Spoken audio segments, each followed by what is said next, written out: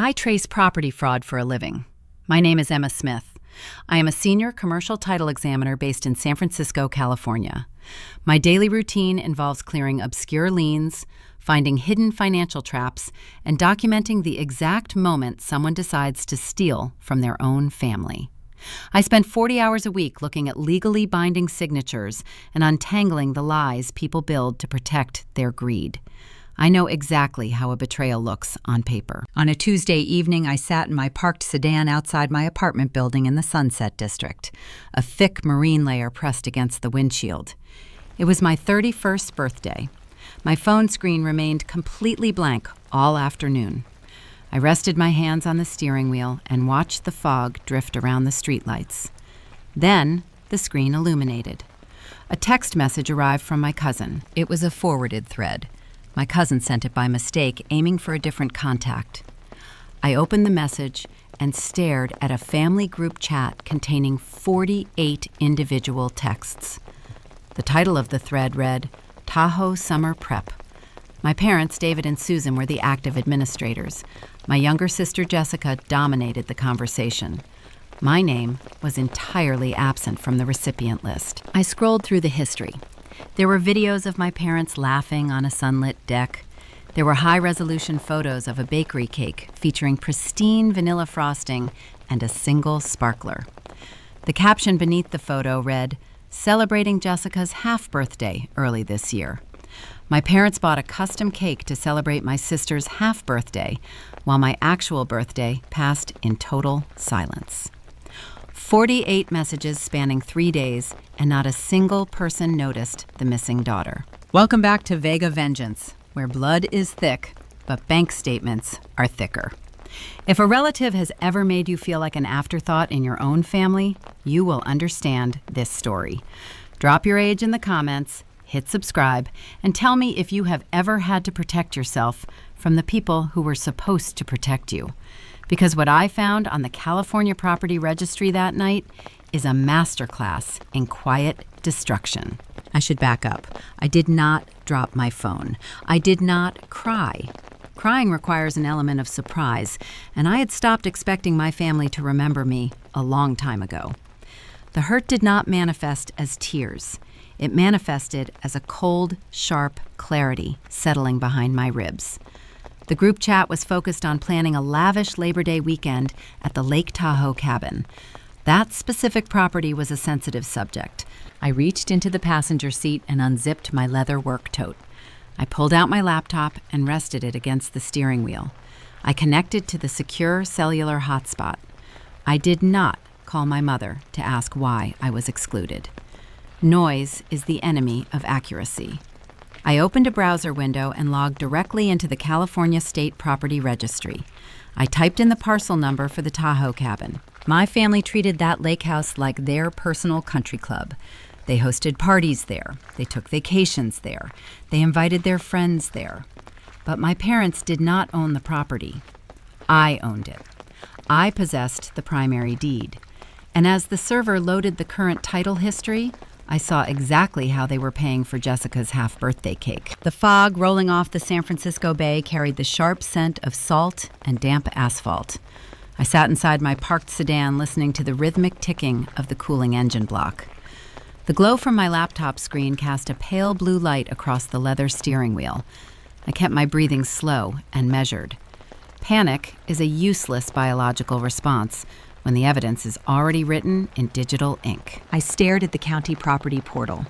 The website interface was outdated, utilizing clunky gray drop-down menus and rigid search parameters. I navigated these systems every single day for my corporate clients. Navigating them for my own family required a different kind of clinical detachment. To understand the depth of the betrayal displayed on my monitor, you have to understand the history of the Lake Tahoe cabin. 5 years ago, my parents were quietly drowning. David had funneled his retirement savings into a series of disastrous speculative stock ventures. Susan had maintained her country club memberships and luxury vehicle leases by exhausting high-interest credit cards. Their curated suburban facade was crumbling. The bank issued a notice of default on their beloved summer home. They were exactly 14 days away from a public foreclosure auction. They did not ask my sister Jessica for help. Jessica was busy attending music festivals and trying to launch a career as an amateur lifestyle influencer. They came to me. I was 26 years old and had just secured my state examiner license. I lived frugally. I saved relentlessly. I agreed to intervene, but I refused to simply hand them cash they would inevitably squander. I purchased the property directly out of pre-foreclosure for $420,000. I used my own capital for the down payment and secured a primary mortgage under my own name. The warranty deed was recorded exclusively in the name of Emma Smith. I became the sole legal owner of the estate. I allowed my parents to continue using the cabin freely. I let them host their summer gatherings and invite their wealthy friends. I permitted them to pretend they still owned the retreat, preserving their fragile social standing, while I quietly built equity. I assumed my generosity had secured a permanent, unspoken truce. I assumed wrong. I clicked the tab labeled Document History on the county registry page. I expected to see a static ledger. My original deed of trust from 5 years ago should have been the final entry. Instead, a new line of text populated at the top of the chronological list. The recording date was exactly 22 days ago. The document type was listed as a deed of trust securing a home equity line of credit. The principal amount registered at $150,000. The beneficiary was a regional credit union operating out of Northern California. I leaned closer to the screen. The chill from the evening air seeped through the car windows, but my hands felt hot. A home equity line of credit requires the property owner to leverage the accumulated value of the real estate to borrow liquid cash. The bank places a secondary lien against the house. If the borrower fails to make the monthly payments, the bank holds the legal authority to seize the property and sell it to recover their funds. I had never applied for a secondary loan. I had never spoken to that regional credit union. I had never authorized anyone to borrow against my asset. I clicked the hyperlink to view the digitized copy of the recorded instrument. The document loaded page by page. I bypassed the standard legal boilerplate and scrolled directly to the final signature page. The borrower acknowledgement section sat at the bottom of the screen. My legal name was printed on the signature line. The ink strokes spelled out Emma Smith. I examine fraudulent titles for a living. I know how to spot a manufactured endorsement. When someone attempts to forge a signature, they invariably focus on replicating the initial capital letters and let the subsequent letters trail off into an unnatural, rigid scrawl. They lack the fluid muscle memory of the actual person. The signature staring back at me was a calculated imitation. The loops were too round. The pressure applied to the pen was uneven. But the most glaring discrepancy was the downward slant of the lowercase letters. It was a sharp, aggressive tilt toward the right margin. I recognized that specific tilt. I had seen it on countless birthday cards, permission slips, and tuition checks throughout my childhood. It was my father's handwriting. David had signed my name to a legally binding financial instrument. A forged signature alone is insufficient to record a mortgage document. The county clerk requires a licensed notary public to verify the identity of the signer. A notary must physically examine a government-issued identification card, witness the signature occurring in real time, and affix their official state seal to the paperwork. I scrolled down to the notary acknowledgement block. A circular purple stamp was pressed into the bottom corner of the page. It displayed the name of a California notary, along with a commission expiration date and a unique sequential identification number. I opened a secondary browser window and accessed the California Secretary of State database. I navigated to the Notary Public Verification portal. I typed the identification number from the purple stamp into the search field. The system returned an immediate error. I typed the printed name instead. The database generated a matching profile, but the status column displayed a glaring red warning. The commission had been revoked 3 years ago due to ethical violations. The notary seal stamped on my home equity loan was wholly counterfeit. My parents had not simply made a desperate mistake. They had premeditated a complex financial crime. They acquired a fabricated rubber stamp. They drafted the paperwork. They sat together in their living room and committed federal wire fraud to extract $150,000 in cash from a house they did not own. The layers of the conflict snapped together with terrifying clarity. The missing invitation to the family group chat was a minor insult. The birthday cake celebrating Jessica's half-birthday was a petty slight. Those actions were mere social exclusions designed to keep me distracted and isolated. The true betrayal was the silent, systematic theft of my financial security. My pristine credit score was the foundational requirement for my state title examiner license. If this fraudulent loan went into default, my professional certification would be subjected to a disciplinary review. My career, my livelihood, and my reputation were tethered to a debt I never authorized. My parents were gambling with my entire existence. I closed the document viewer. I minimized the browser windows. I shut the lid of my laptop. The interior of the sedan plunged back into darkness. I did not reach for my cellular phone. I did not dial my father's number to demand a tearful explanation. I did not text my mother to ask how she could possibly justify this level of deception. Confronting a thief without possessing the full scope of their motive is a tactical error. It allows them to construct a defense. It gives them the opportunity to destroy secondary evidence or manipulate the narrative. I needed to understand where the money went. $150,000 is a highly specific sum. People do not risk state prison sentences for luxury vacations or minor cosmetic renovations. They risk incarceration when they are backed into a corner. I needed to find the corner. The group chat message from my cousin provided the perfect entry point. The thread was titled Tahoe Summer Prep. My parents were organizing their annual lavish Labor Day weekend gathering at the cabin. The event was scheduled to occur in exactly 2 days. I had originally planned to spend the holiday weekend organizing my apartment and catching up on sleep. Now, I had a different agenda. I needed to attend that party. I needed to walk into the crime scene. I needed to watch them serve drinks on a mahogany deck they had secretly mortgaged. I needed to observe their physical tells, their whispered conversations, and their performative wealth. I placed my laptop back into my leather work tote. I started the engine of my car. The headlights pierced the thick San Francisco fog. The petty family drama had officially concluded. The forensic investigation had just begun. I shifted the vehicle into drive and pulled away from the curb. I was going to Lake Tahoe. The elevation climbs steadily once you pass the Sacramento city limits. The air grows thinner and trades the heavy smog of the valley for the sharp, clean scent of ponderosa pine and cedar. I drove the winding mountain roads with my windows rolled up, isolating myself from the rush of the highway. I needed the silence. A title examiner learns to appreciate quiet spaces because noise is merely a distraction from the underlying facts. The facts sitting in my passenger seat were printed on a single sheet of paper, a recorded deed of trust detailing a $150,000 loan secured against a property I owned, featuring a signature I never wrote. I reached the Lake Tahoe Basin just after 2 in the afternoon.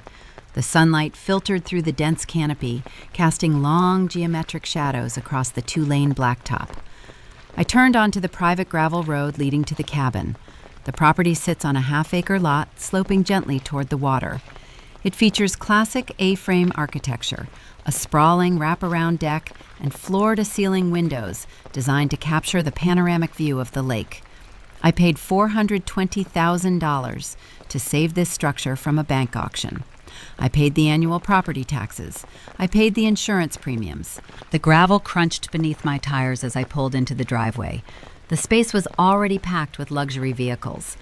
I navigated my sensible sedan between a pristine Range Rover and a late-model German sports car. My parents were hosting their annual Labor Day weekend gathering. It was a rigid, seasonal ritual designed to remind their affluent social circle that David and Susan still belonged to the upper echelon of suburban society. They invited real estate developers, local politicians, and wealthy retirees. They poured expensive wine and curated an atmosphere of effortless prosperity. I stepped out of my car and walked toward the house. The air smelled of expensive sunscreen charcoal smoke and roasted meats. I climbed the wooden stairs to the main deck. The gathering was in full swing. Nearly 40 guests mingled, holding sweating crystal glasses and laughing at polite, rehearsed jokes. My father stood near the custom outdoor kitchen, holding a pair of stainless steel grilling tongs like a regal scepter.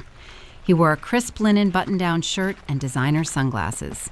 He was holding court, telling a story about a recent golf tournament to a group of men wearing expensive polo shirts. He looked like a man without a single financial care in the world.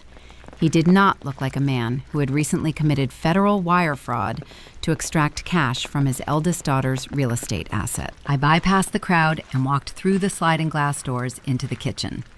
The interior of the cabin was cool and shadowed. My mother stood at the granite island. Susan wore a flowing silk caftan and delicate gold jewelry. She was busy preparing the side dishes for the afternoon feast. I stopped in the hallway and watched her work. She held a large plastic deli tub featuring a bright yellow sticker from a discount grocery chain. She scooped large spoonfuls of generic potato salad out of the cheap plastic and dropped them into a heavy, ornate Waterford crystal serving bowl. She used a silver serving spoon to smooth the top of the yellow mixture, hiding the evidence of its true origin. She sprinkled a pinch of fresh paprika over the surface to give it a homemade aesthetic. That crystal bowl was a recurring guest at every family function. It was her signature contribution. It perfectly encapsulated her entire approach to maternal care and social standing. She purchased something cheap and effortless, repackaged it in a vessel of undeniable value, and accepted the compliments of her guests without ever admitting the deception. She turned around and noticed me standing in the hallway. Her eyes widened for a fraction of a second before her practiced hostess smile stretched across her face. "Emma," she chimed, her voice echoing off the vaulted wooden ceilings. "You made it! We were starting to worry you might be stuck in holiday traffic." I stepped into the kitchen. The temperature felt 10 degrees colder than the deck outside. "The drive was fine," I replied, keeping my tone perfectly level. "I see you are busy getting the food ready." She wiped her hands on a linen towel. "Oh, you know how it is," she sighed, projecting a manufactured weariness. "Entertaining this many people takes a toll. But your father loves his Labor Day tradition. We just want everyone to feel taken care of." She pushed the crystal bowl toward the center of the island. "Why do you not head out to the deck and grab a drink? Your sister is out there. She has some very exciting news to share with everyone." I left my mother in the kitchen and walked back out into the bright afternoon sun. I navigated through the clusters of wealthy guests until I found the epicenter of the attention. Jessica sat on a cushioned rattan sofa at the far end of the deck. My younger sister wore a bohemian lace dress that likely retailed for more than my monthly car payment. She held a glass of sparkling water infused with fresh cucumber slices. She was surrounded by a captive audience of local influencers and wives of affluent businessmen. Jessica was the chaotic center of gravity in our family. She was 28 years old and had never held a traditional job for longer than 6 months. She viewed regular employment as a restriction on her creative spirit. She preferred to launch boutique businesses that invariably collapsed under the weight of her chronic mismanagement. She had previously attempted a luxury candle subscription service and a specialized yoga retreat company. Both ventures ended in quiet, catastrophic debt that our parents hurriedly erased to protect the family image. I stood near the wooden railing and listened to her speak. Her voice carried over the ambient noise of the party. "It is just so validating to finally have my vision recognized," Jessica announced, gesturing with her manicured hands. "The wellness space is so crowded, but authenticity always cuts through the noise. My new holistic brand is going to focus on cellular alignment and organic aura mists. We are sourcing all our botanicals directly from sustainable farms in South America." An older woman wearing a diamond tennis bracelet leaned forward. "That sounds incredibly ambitious, Jessica. Launching a global supply chain must require a staggering amount of initial capital. How did you manage the funding?" Jessica offered a serene, practiced smile. She took a delicate sip of her infused water. "The universe provides when you are aligned with your true purpose," she explained, her tone dripping with unearned wisdom. "I was actually approached by a private, silent investor last month. They believed in the brand so deeply that they provided a full seed funding round of $150,000. It gives us a 6-month runway to finalize the product line and execute our aggressive social media marketing strategy. The number hung in the crisp mountain air: $150,000. I placed my hands on the wooden railing. The rough grain of the cedar pressed into my palms, grounding me in the physical reality of the moment. The mathematical equation assembled itself in my mind with terrifying clarity. The recent deed of trust recorded against this very cabin was a home equity line of credit for exactly $150,000. My parents did not forge my signature to pay off their own lingering debts. They did not steal my equity to fund a medical emergency or a critical life expense. They committed state-level mortgage fraud to buy my sister a 6-month runway for a fake holistic wellness brand. Jessica was drowning in the financial wreckage of her previous failed companies. She was facing eviction and credit collapse.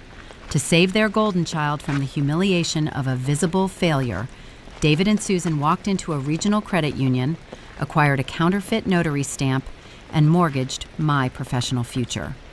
They handed the stolen cash to Jessica so she could sit on my mahogany deck and play the role of a successful entrepreneur in front of their wealthy friends. I looked at my father still laughing near the outdoor kitchen. I looked at my mother carrying the crystal bowl of cheap potato salad through the sliding glass doors.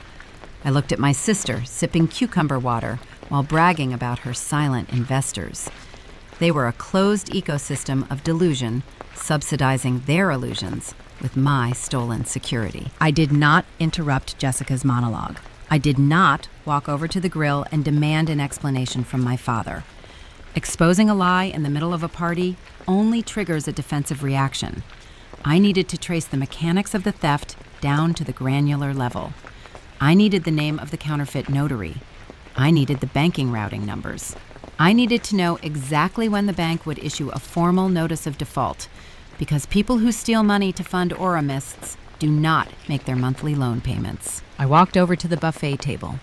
I picked up a heavy paper plate. I bypassed the roasted meats and the grilled vegetables. I picked up the silver serving spoon and scooped a generous portion of the yellow potato salad from the Waterford crystal bowl. I carried the plate down the wooden stairs, walking away from the deck and the laughter and the performative wealth. I reached the gravel driveway.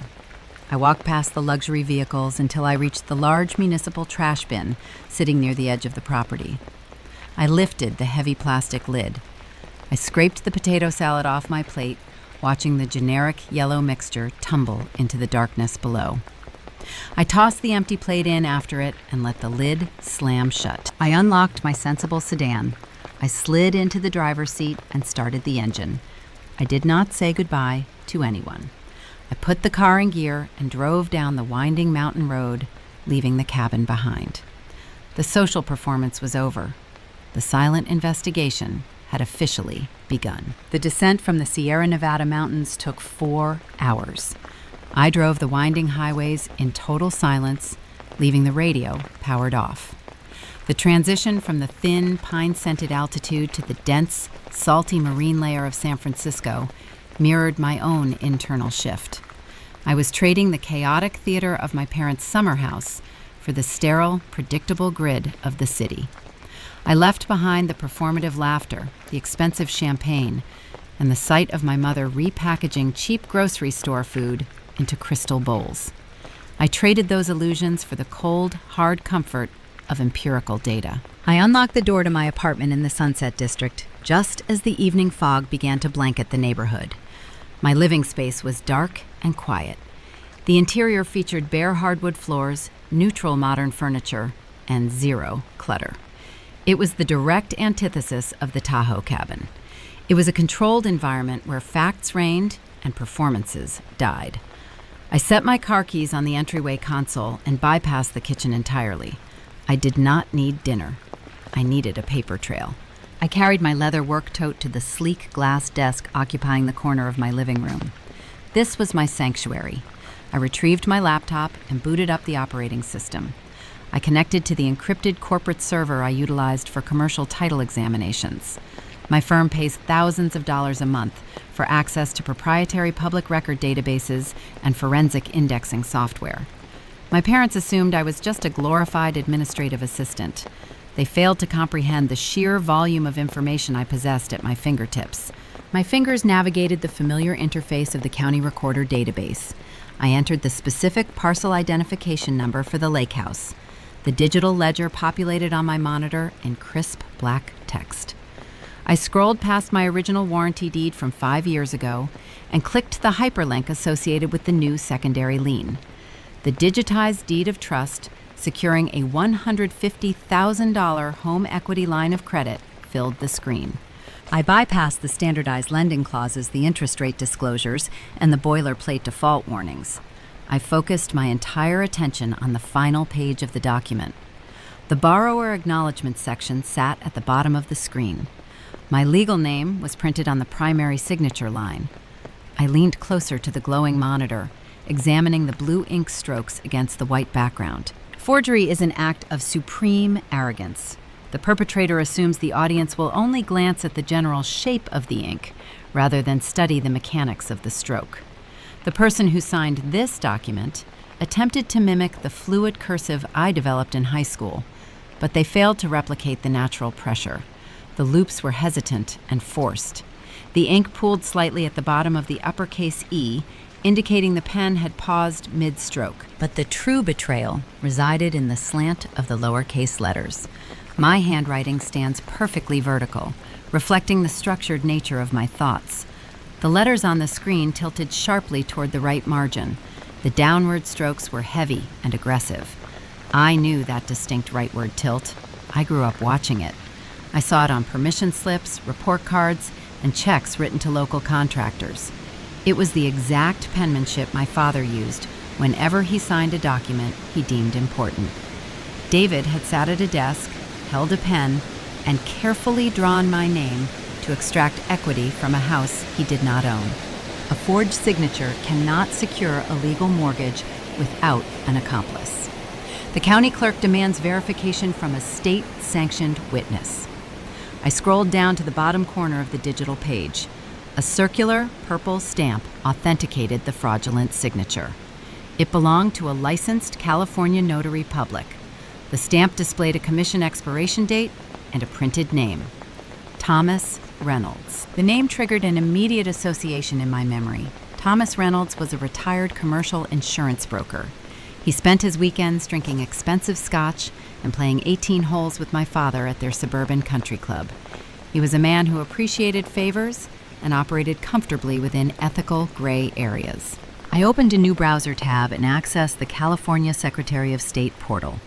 I navigated to the notary commissioning directory. I typed his credentials into the search bar. The system returned his official profile within seconds. The status column flashed a distinct red warning code. His state commission had been suspended 2 years ago following a disciplinary hearing regarding improper identification protocols. The scope of the crime expanded before my eyes. My father had not simply panicked and made a rash decision in the lobby of a regional credit union. He had orchestrated a premeditated conspiracy. He contacted a disgraced golf buddy, secured a counterfeit rubber stamp, and manufactured a legally binding financial instrument out of thin air. They sat together, likely over drinks, and deliberately hijacked my identity to bypass the legal protections I had placed on the property. I opened the bottom drawer of my glass desk. I retrieved a heavy black legal binder. I use black binders exclusively for cases involving systemic structural fraud. I clicked the print icon on my software interface. The laser printer resting on my bookshelf whirred to life. The mechanical sound cut through the silence of my apartment, providing a steady, rhythmic soundtrack to the investigation. I stood up and collected the warm pages as they emerged from the output tray. I used a 3-hole punch to prepare the documents. I placed the original, clean warranty deed at the front of the binder. It proved my sole legitimate ownership of the Tahoe property. Behind it, I inserted the forged home equity line of credit, highlighting the rightward slant of the fabricated signature. I added the state disciplinary record proving the notary's suspension of Thomas Reynolds. Finally, I printed the property tax history, demonstrating that I alone had funded the maintenance and insurance of the estate for 5 consecutive years, while my parents merely played house on the weekends. I snapped the metal rings closed, locking the evidence into place. The black binder now contained the complete anatomy of a felony. If I handed this compilation to a county prosecutor, David, and Susan would face immediate criminal indictment for grand theft and wire fraud. The logical reaction for a betrayed daughter would be to pick up a telephone. A normal person would call their father, scream into the receiver, and demand a tearful explanation. They would threaten police involvement to force a confession. I did not touch my phone. Confrontation is a tactical error when dealing with chronic liars. Noise is the enemy of accuracy. If I accused them prematurely, they would deny the forgery. They would contact Thomas Reynolds and coordinate a defensive narrative. They might even attempt to file a quiet title action, claiming they were the equitable owners all along, citing their continuous use of the cabin. I refuse to grant them the advantage of preparation. I prefer a documented paper trail over a screaming match. I sat back in my chair and stared at the closed black cover of the binder. The methodology of the theft was proven. The perpetrators were identified. The accomplices were documented. But understanding how a crime occurs is only half the equation. The other half is understanding the motive. Why would a man risk a federal prison sentence to extract cash from a summer cabin? The answer was currently sitting on a mahogany deck wearing a bohemian lace dress and bragging about silent investors. Jessica.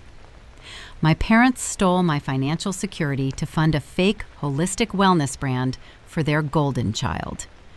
But people do not commit mortgage fraud to buy aura mists unless the alternative is total devastation. I needed to know exactly what kind of devastation Jessica was facing. I opened a new search window and prepared to dig into my sister's public records. The glow of my laptop screen provided the only illumination inside my apartment. I sat at my glass desk, listening to the distant hum of San Francisco traffic moving along the avenues below. The black legal binder rested near my right hand. It contained the exact mechanics of a felony. My father forged my signature and utilized a suspended notary to extract $150,000 from my property. The method was irrefutable. Now I needed to map the anatomy of the motive. I opened a fresh tab on my browser. I navigated away from the property registries of Northern California and directed my search toward the southern half of the state. Jessica lived in Los Angeles. She leased a loft in the Arts District, projecting the image of a thriving creative entrepreneur to her thousands of social media followers. But social media is merely a digital stage set. I required the unvarnished reality hidden behind her curated photographs. I logged into the Los Angeles County Superior Court public portal. I typed my sister's full legal name into the civil defendant search field. The system processed the request for a few seconds before generating a list of active dockets. The screen populated with a cascade of red text. The first entry was an unlawful detainer lawsuit. It was an official eviction notice filed by a luxury commercial property management group. I clicked the hyperlink and reviewed the digitized court filing. Jessica had signed a lease for a premium industrial loft space, agreeing to a monthly rent of $6,000. According to the plaintiff affidavit, she had not remitted a single payment in 5 months. The landlord was suing for $30,000 in back rent and demanding immediate repossession of the premises. The judge had already scheduled a summary hearing for early October. Jessica was weeks away from being physically locked out of her apartment by the county sheriff. I closed the eviction document and returned to the search results. The subsequent filings painted a portrait of a woman buried alive under consumer obligations. There was a breach of contract suit filed by a premium credit card issuer seeking recovery of $22,000. A secondary lawsuit from a different financial institution demanded $19,000 for an overdrawn platinum account. A third filing from a boutique marketing agency pursued $14,000 for unpaid promotional services related to her previous failed yoga retreat venture. I reached for a legal pad and a pen. I wrote down the figures, aligning the decimal points with practiced precision. I drew a line beneath the column and calculated the sum. The total active debt registered at exactly $85,000. My sister was drowning. The curated photographs of expensive lattes and bohemian lace dresses were a fragile veneer stretched tight over a crater of financial ruin. Her lifestyle required a continuous influx of cash that she possessed no ability to generate. When the credit line snapped shut and the eviction notices arrived, the panic must have been suffocating. She did not possess the discipline to liquidate her assets or secure standard employment. Instead, she deployed her usual survival tactic. She called our parents. I pictured David and Susan sitting in their pristine suburban living room, receiving that desperate phone call.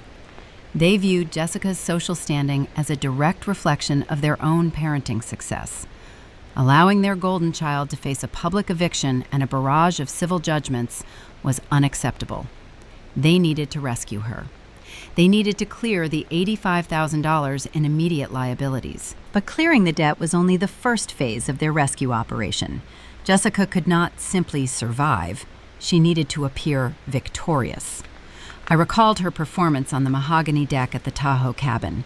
She had held her infused cucumber water and bragged to the local influencers about a new holistic wellness brand focusing on organic aura mists. She claimed a private, silent investor had provided a seed funding round to launch the company. I opened the California Secretary of State business search portal. I queried the name of her new wellness brand. The search returned a recently formed limited liability company. The registration date was listed as August 12th. That was exactly 4 days after the fraudulent home equity line of credit was recorded against my cabin. The registered agent for the new business was Jessica Smith. The pieces of the puzzle locked together, forming a chilling image of premeditated theft. The silent investors were David and Susan. They needed $85,000 to pay off Jessica's creditors and halt the eviction. They needed an additional $65,000 to fund her fake wellness company, providing her with a 6-month runway to pretend she was a thriving business owner. The combined total equaled $150,000. My parents did not possess that kind of liquid capital. Their own lifestyle relied heavily on leveraged credit. They scoured their portfolio looking for a vulnerable asset to exploit. They looked at the Tahoe cabin. They remembered that I held the primary deed. They knew I worked long hours and trusted them to manage the minor upkeep of the vacation home. They viewed my reliability as a blind spot. They decided my financial security was an acceptable sacrifice to maintain Jessica's illusions. They walked into a regional credit union and hijacked my identity. They secured the loan against my property, withdrew the cash, and handed it directly to my sister.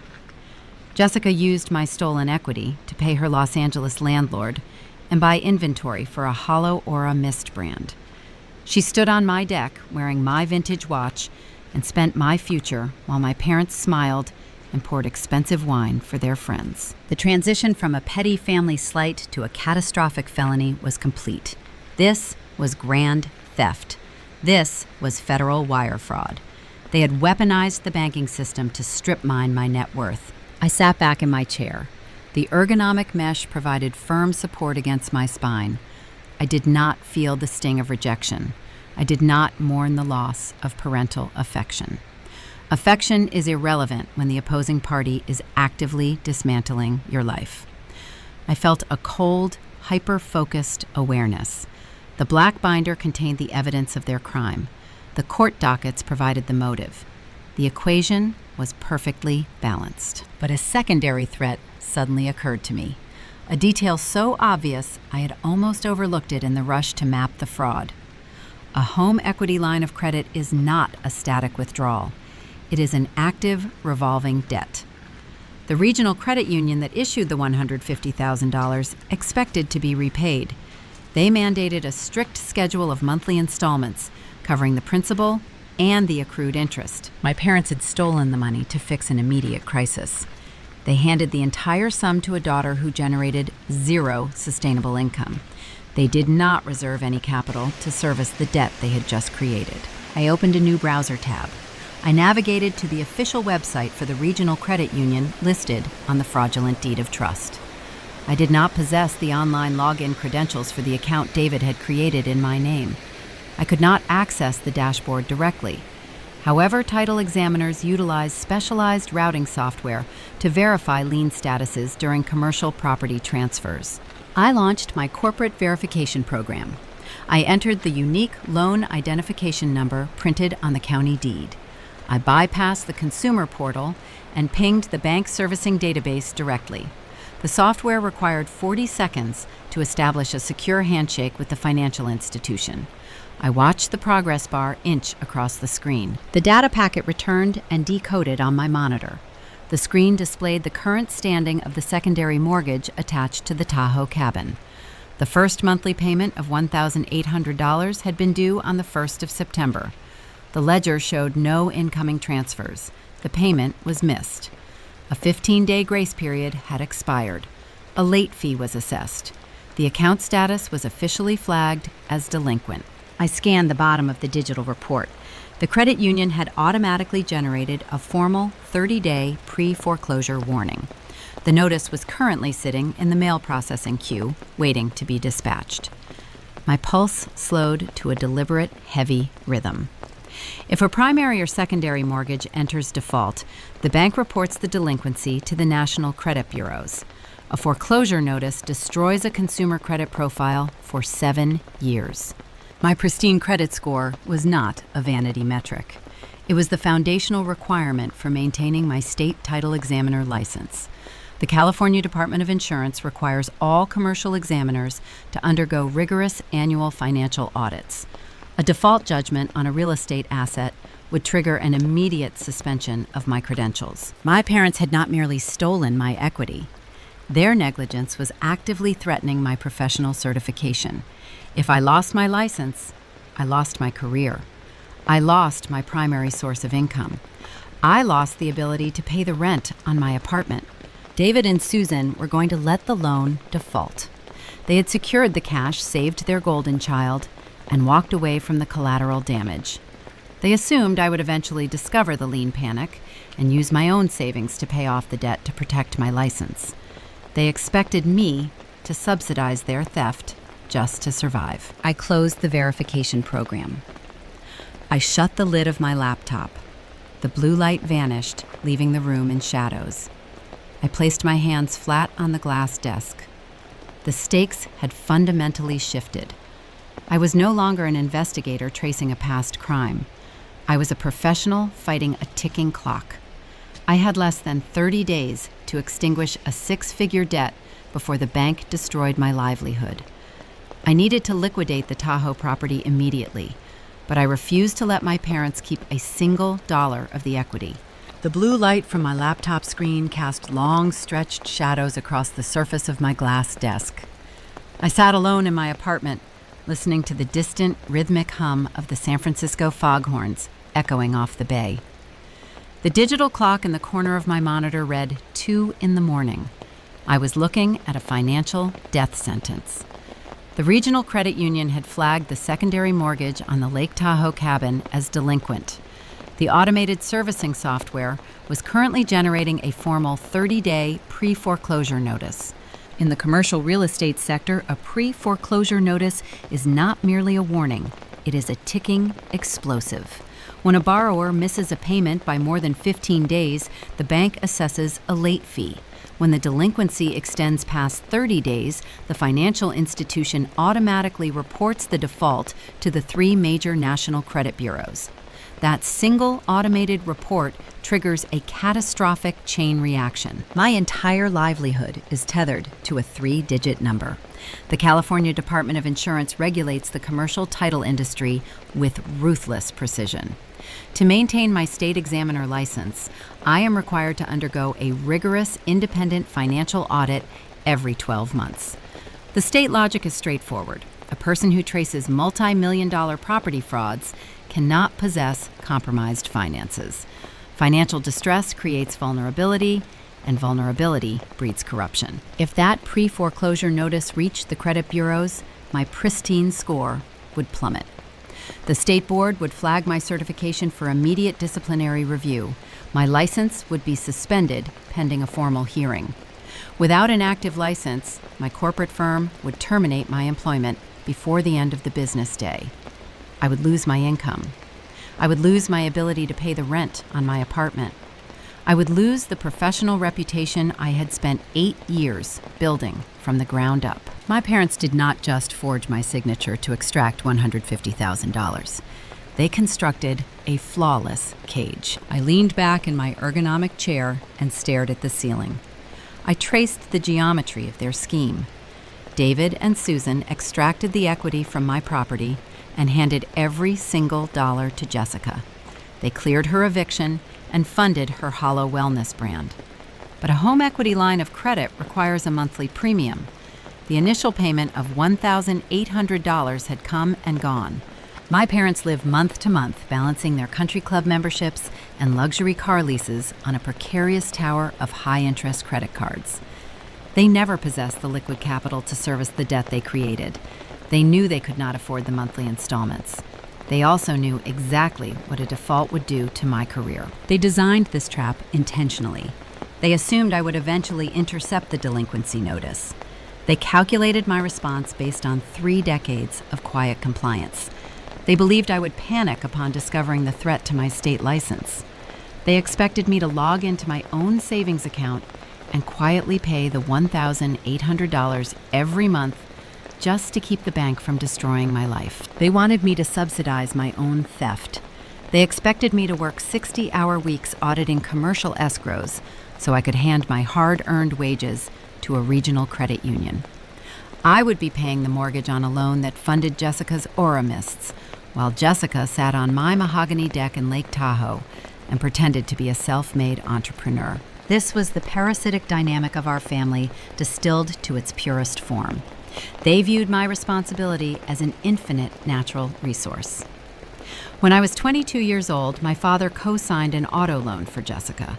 She stopped making the payments after 4 months to fund a backpacking trip through Europe. The bank threatened to repossess the vehicle and ruin my father's credit. David came to my apartment and looked at me with sorrowful, desperate eyes. He told me the family needed to stick together. I emptied my meager savings account to catch up on the arrears. I worked double shifts at a local coffee shop to cover the remaining balance. I protected his credit score while Jessica drank wine in Barcelona. They assumed the girl who paid for the car would pay for the cabin. They believed my silence equated to weakness. They failed to realize that the 22-year-old girl working at a coffee shop was gone. The woman sitting at the glass desk was a senior commercial title examiner. I did not fix other people's mistakes anymore. I documented them. I placed my hands flat on the smooth glass surface of my desk. The temperature of the room felt cold, but my mind operated with a sharp, burning clarity. I needed to extinguish the $150,000 debt before the 30-day clock expired. I opened a new browser tab and logged into my personal banking portal. I checked my available balances. I lived frugally and saved aggressively, but I did not possess $150,000 in liquid cash. I could not write a check to clear the fraudulent loan. I refused to pay the monthly premium.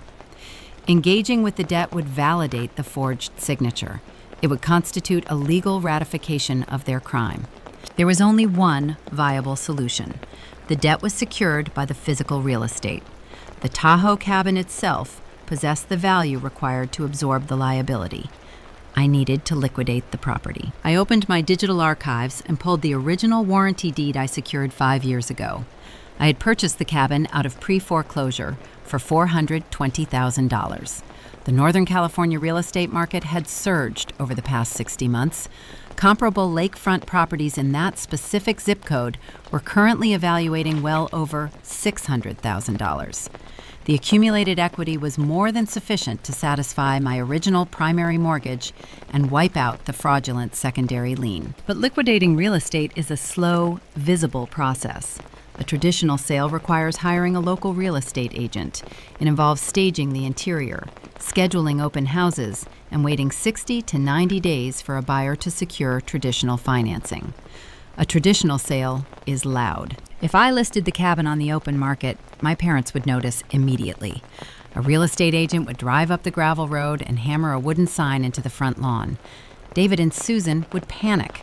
They would realize I knew about the forged loan. They would contact attorneys and attempt to file a quiet title lawsuit, claiming they were the equitable owners due to their continuous occupation of the property. They would drag the sale into a prolonged civil dispute. I did not have 60 days to fight a legal battle.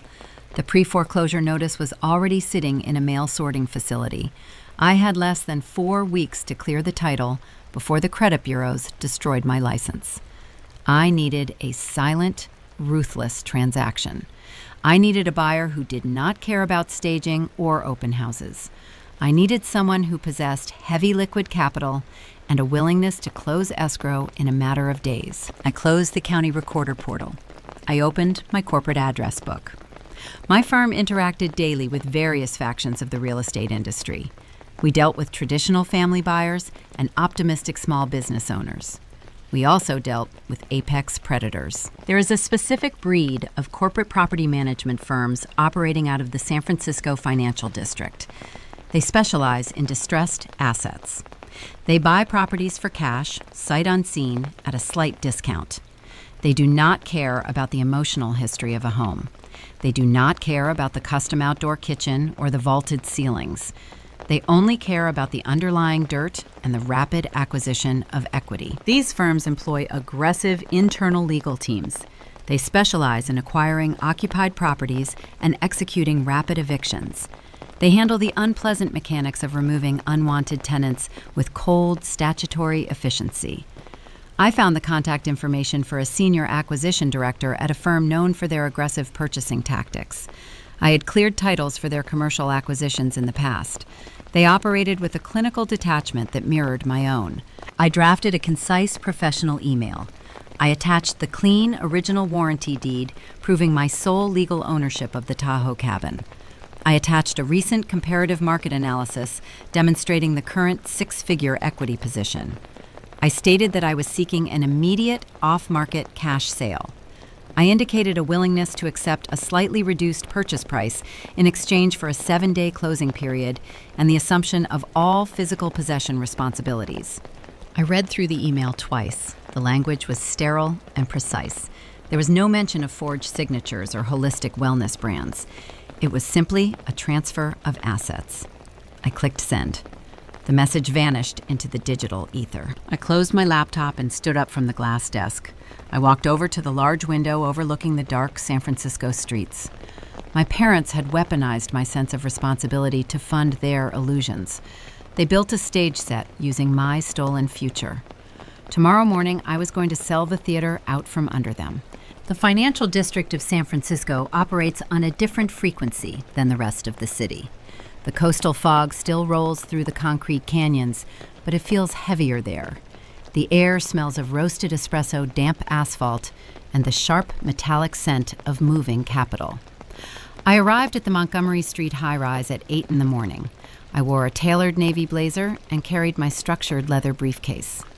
I stepped into the polished steel elevator and pressed the button for the 42nd floor.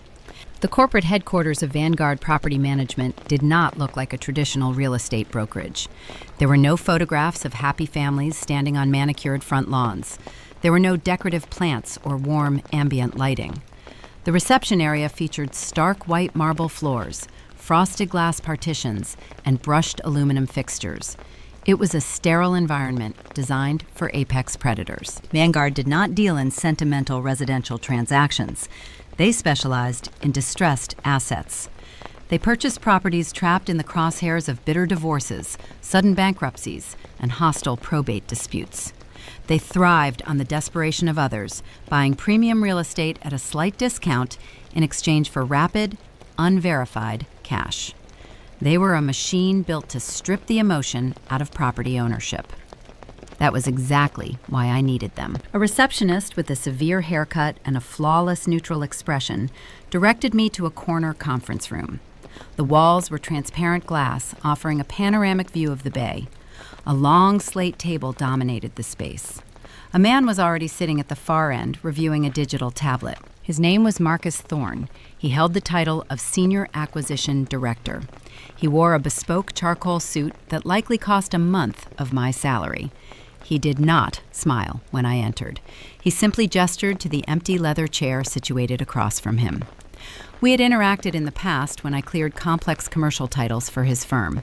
He knew I operated with the same cold, clinical detachment that he did. "You requested an expedited closing, Emma," he said, setting the tablet face down on the slate surface. 7 days is a tight window, even for an all-cash transaction. The asset needs to justify the urgency. I opened my briefcase. I did not offer any conversational pleasantries. I extracted a pristine manila folder and slid it across the table. "Inside, you will find the original warranty deed for a half-acre lakefront property in the Tahoe Basin," I explained. "The parcel features a classic A-frame structure, a custom outdoor kitchen, and a wraparound mahogany deck." Thorne opened the folder. He scanned the legal description and the attached comparative market analysis.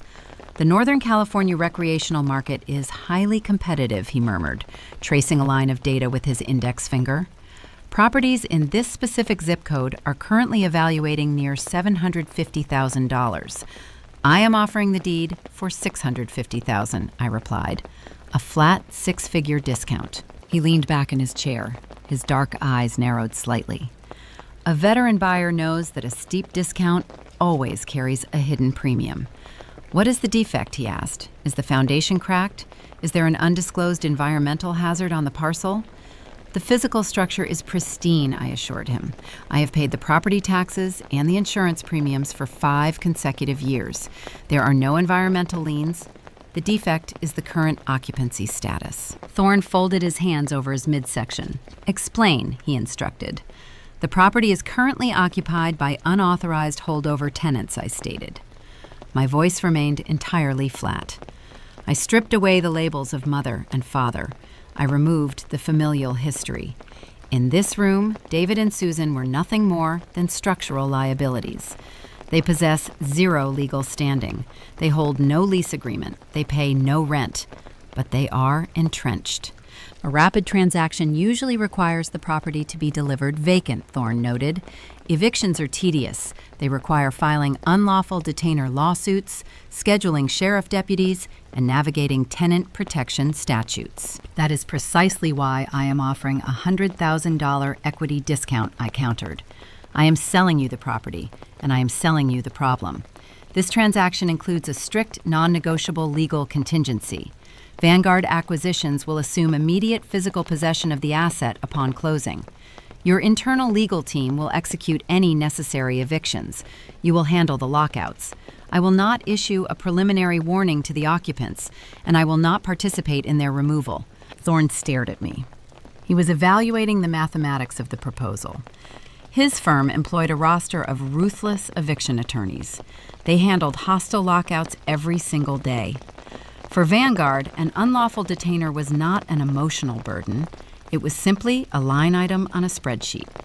Factoring in the legal fees and the statutory waiting periods an eviction might cost his firm, $10,000. He was gaining $100,000 in pure equity in exchange for a routine administrative hassle. The math was undeniable. The transaction heavily favored the predator. "There is one additional encumbrance," I added, breaking the silence. "A secondary home equity line of credit was recently recorded against the parcel. The principal balance is $150,000. Thorne frowned. "That complicates a clean transfer," he said. "The secondary lien will be fully extinguished during escrow," I explained. "The title company will route $150,000 from your purchase funds directly to the regional credit union to satisfy the debt. My original primary mortgage of $300,000 will also be paid off. The remaining $200,000 will be wired directly to my private account. You receive the property free and clear of all financial encumbrances." He picked up a silver pen and tapped it thoughtfully against the slate table. The logic was airtight. I was leveraging the inherent value of the dirt to erase the fraudulent debt my parents had created, saving my professional license in the process. "We accept the terms," Thorne said. His voice carried the finality of a gavel striking wood. "We will initiate the escrow instructions this afternoon. The purchase price is $650,000, all cash. We will absorb the eviction responsibilities. The closing date is set for next Thursday." He extended his hand across the table. I met his grip.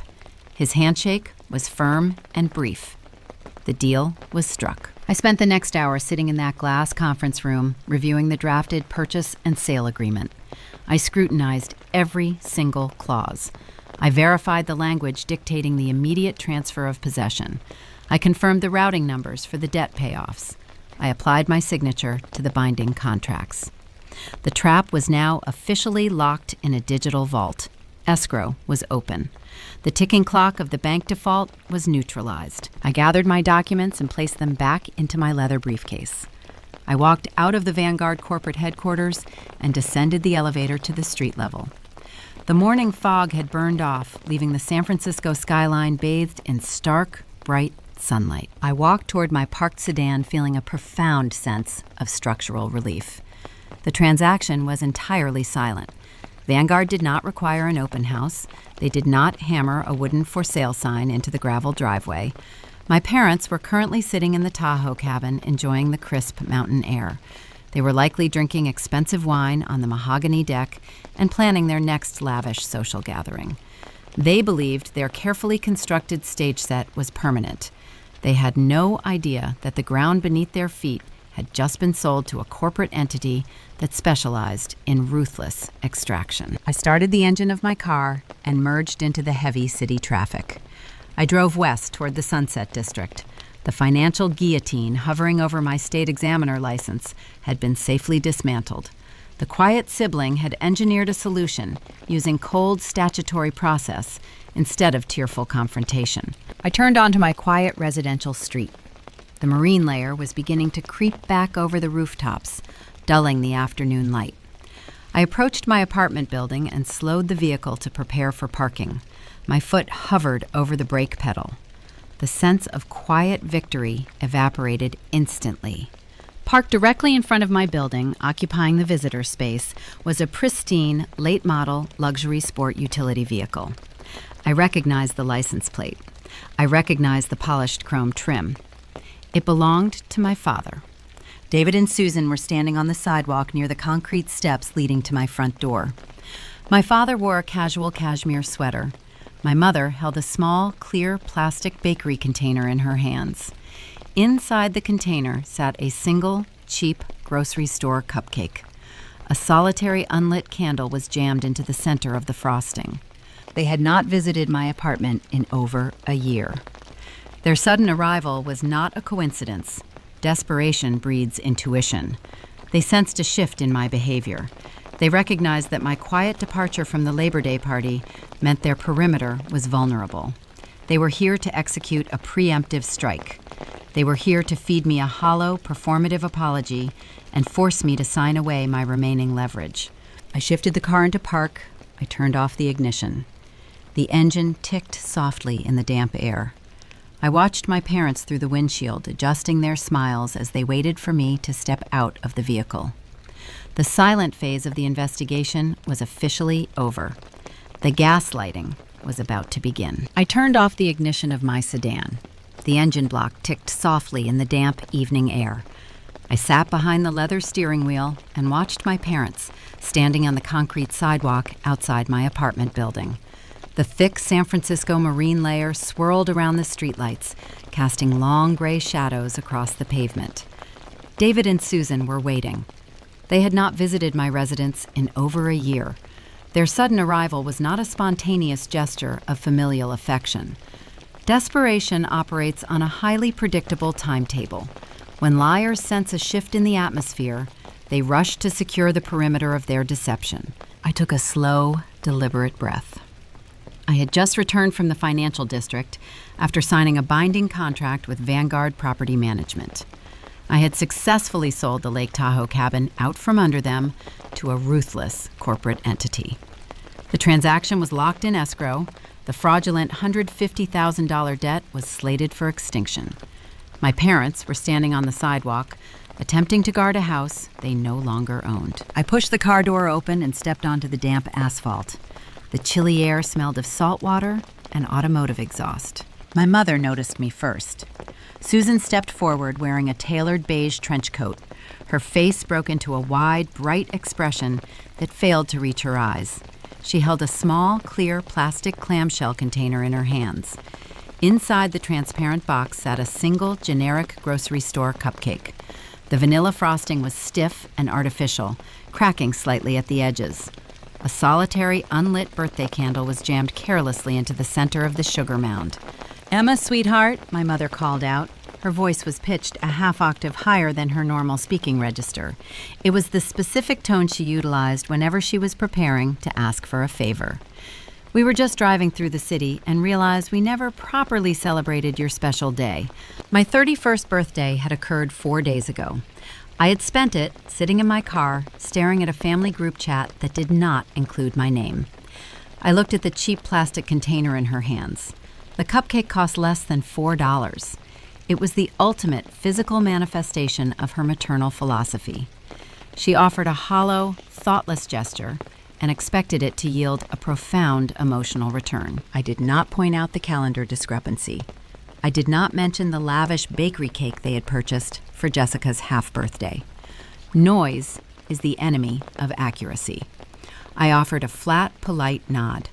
"That was very thoughtful," I replied.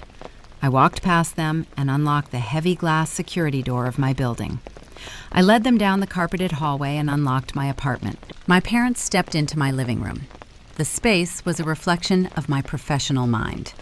It featured bare hardwood floors, neutral modern furniture, and zero clutter. There were no family photographs. There were no sentimental trinkets. Susan always hated my apartment. She viewed the minimalist environment as a personal rejection of her cluttered, curated suburban aesthetic. She walked directly to the kitchen island and set the plastic clamshell on the granite surface. David lingered in the living room. My father wore a casual cashmere sweater and dark denim trousers. He projected the relaxed aura of a man dropping by for a friendly chat, but his physical tells betrayed him. He kept shifting his weight from one foot to the other.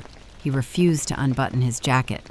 His eyes darted toward the hallway where I kept my glass desk and my work laptop. They were terrified. My abrupt, silent departure from their Labor Day party had fractured their confidence. They knew I possessed the skills to trace financial anomalies. They needed to ensure my eyes remained firmly shut. "We felt terrible about missing your actual birthday," Susan said, leaning against the counter. "Things have just been so chaotic lately. With Jessica launching her new wellness brand, you know how demanding the initial funding stages can be." She was testing the waters. She was offering a piece of the narrative to see if I would challenge it. She wanted to know if I had connected her sudden influx of capital to the fraudulent secondary mortgage. I placed my keys in the ceramic bowl near the door. "Starting a business requires a significant amount of liquid cash," I agreed. My voice remained perfectly smooth. "It is fortunate she found silent investors willing to take that risk." Susan exhaled a quiet breath. Her shoulders dropped a fraction of an inch. She believed the lie was still holding. She looked at David and offered a faint, reassuring nod. The signal was passed. The pleasantries were concluded. It was time for the tactical strike. David cleared his throat. He stepped forward and reached into the inner breast pocket of his jacket. He withdrew a single sheet of standard white printer paper. It had been folded into horizontal thirds. He unfolded the document and smoothed the creases against his thigh. "Actually, Emma, since we are here, I have a quick administrative favor to ask," he said. His tone was breezy and dismissive. He walked over to the glass coffee table and placed the paper face up on the surface. Growing up, my father managed the household logistics using a method of assumed compliance. He would place permission slips, tax returns, or insurance renewals on the kitchen counter, tap his finger on the signature line, and expect us to sign without reading the text. He conditioned his children to view legal documents as tedious chores rather than binding contracts. He was attempting to deploy that exact conditioning right now. "It is just a routine tax document for the Tahoe cabin," he explained, waving his hand over the paper. "The insurance carrier requires updated verification of ownership for the new policy term. They need your signature confirming the recent property adjustments. I brought a pen so we can just knock it out tonight." He reached into his pocket again and produced a silver ballpoint pen. He held it out toward me. I did not take the pen. I walked over to the coffee table and looked down at the document. I am a senior commercial title examiner. I spend 40 hours a week dissecting complex property instruments. I recognized the formatting of the text before I even read the primary clauses. It was not a routine insurance verification form. Insurance carriers do not require notarized signatures for standard policy renewals. The document sitting on my glass table was a formal declaration of ratification. In the realm of real estate law, a ratification addendum is a highly specific and exceptionally dangerous tool. When a signature is forged on a financial instrument, the victim possesses two choices upon discovering the crime. They can report the forgery to law enforcement and initiate a fraud investigation, or they can sign a ratification agreement. By affixing my signature to this specific addendum, I would legally adopt the fraudulent home equity line of credit as my own authorized action. The document explicitly stated that the undersigned acknowledges and accepts the terms of the secondary lien. If I signed that paper, the forged deed of trust would instantly transform into a valid, binding contract. The state-level felony would be erased. The federal wire fraud would evaporate. David and Susan had realized the regional credit union was going to mail the 30-day pre-foreclosure notice directly to my apartment. They knew I was going to discover the missed payments. They panicked. They rushed to my home to trick me into retroactively adopting their theft before the bank notice arrived in my mailbox. They wanted me to sign away my legal recourse in exchange for a stale grocery store cupcake. I kept my hands clasped loosely behind my back. My pulse maintained a slow, deliberate rhythm. The sheer audacity of the trap was breathtaking. If I were a weaker person, I would have snatched the pen and signed the page just to appease them. If I were a more volatile person, I would have marched into my home office, retrieved the black legal binder, and thrown the evidence of their counterfeit notary directly into my father's face. I did neither. I looked up from the ratification form and met my father's gaze. I offered him a tight, polite smile. It was the same expression a predator wears when the prey voluntarily walks into the enclosure. "I appreciate you bringing this over, Dad," I said. My voice was calm and analytical. "I know handling the cabin logistics can be tedious." David smiled back, relief flooding his features. He pushed the silver pen an inch closer to my hand. "Exactly," he said. "So if you just sign on the bottom line, I can drop it in the mail tomorrow morning and save you the postage." I did not move my hands. "I always review legal documents overnight," I informed him. The smile never left my face. "You know my corporate training. It is an unbreakable habit. I will read through the clauses tonight and mail it to the carrier myself on Monday." The relief vanished from his eyes. A flicker of genuine alarm replaced it. He shifted his weight again. His jaw tightened. "Emma, it is just standard boilerplate," he pressed. His voice lost its breezy quality, taking on a sharp, commanding edge. "There is no need to overthink it. The insurance agent needs it filed immediately to prevent a lapse in coverage." A lapse in coverage on a house I sold to Vanguard Property Management 3 hours ago? The irony was exquisite. "I am sure the agent can wait 1 business day," I replied, holding my ground with effortless posture. "I never sign anything without verifying the parcel numbers.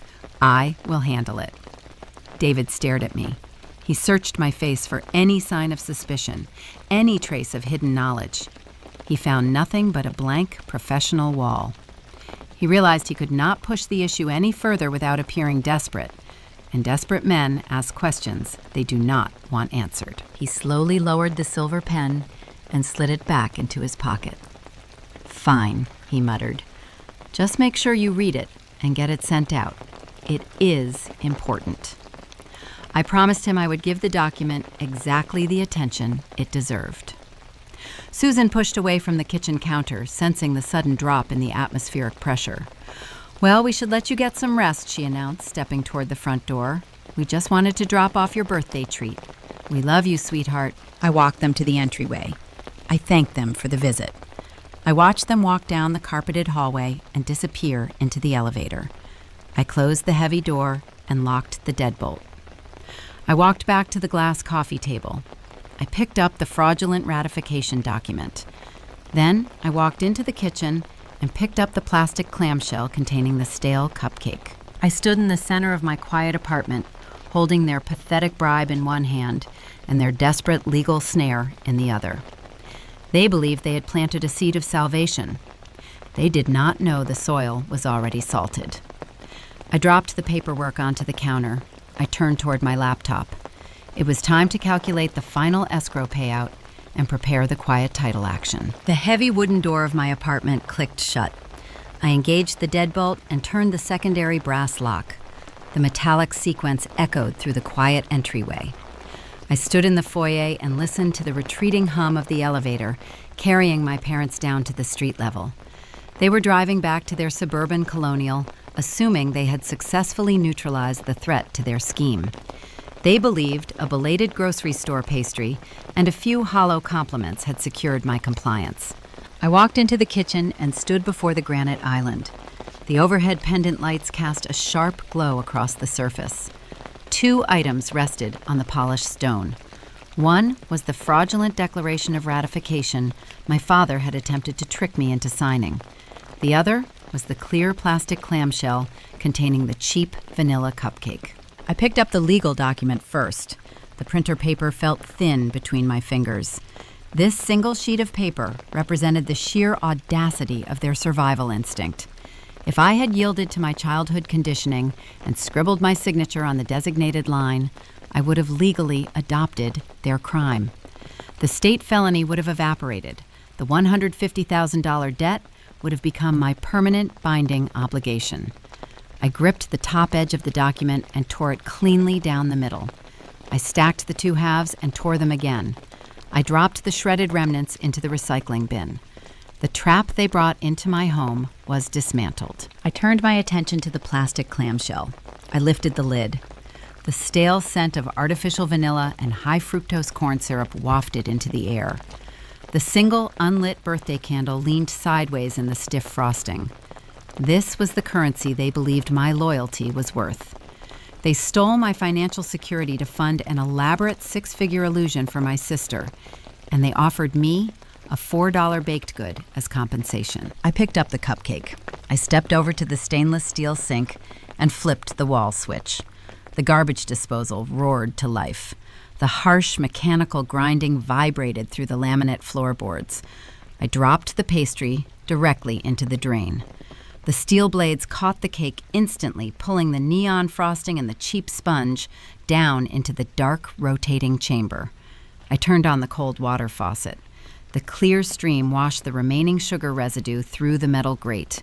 I listened to the motor run until the sound smoothed out, indicating the disposal was entirely empty.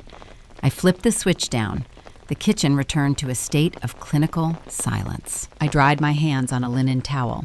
I pulled one of the elevated stools away from the island and sat down. I opened my laptop and woke the screen from its dormant state. The physical confrontation was over. The performative family interaction had concluded. It was time to return to the mathematics of my survival. I logged into the secure portal utilized by Vanguard Property Management. The corporate acquisition firm operated with a ruthless efficiency that mirrored my own professional habits. Their internal legal team had already generated the preliminary escrow instructions for the off-market purchase of the Lake Tahoe cabin. I navigated to the digital dashboard and opened the drafted settlement statement. The columns of numbers populated on my monitor in crisp, black text. The architecture of the transaction was laid out with undeniable clarity. The gross purchase price stood at the top of the ledger, reflecting the agreed-upon sum of $650,000. Vanguard was paying entirely in liquid capital. There were no mortgage contingencies or drawn-out appraisal waiting periods. I scrolled down to the itemized deductions section. The title company was instructed to execute 2 specific wire transfers the moment the deed recorded with the county clerk. The first wire was directed to my original lending institution. It mandated the payoff of my primary mortgage. The remaining principal balance on that loan was exactly $250,000. The second wire was directed to the regional credit union that held the fraudulent secondary lien. That transfer would extinguish the $150,000 home equity line of credit my parents had illegally acquired. I traced the sequence of the routing numbers, ensuring every digit was perfectly accurate.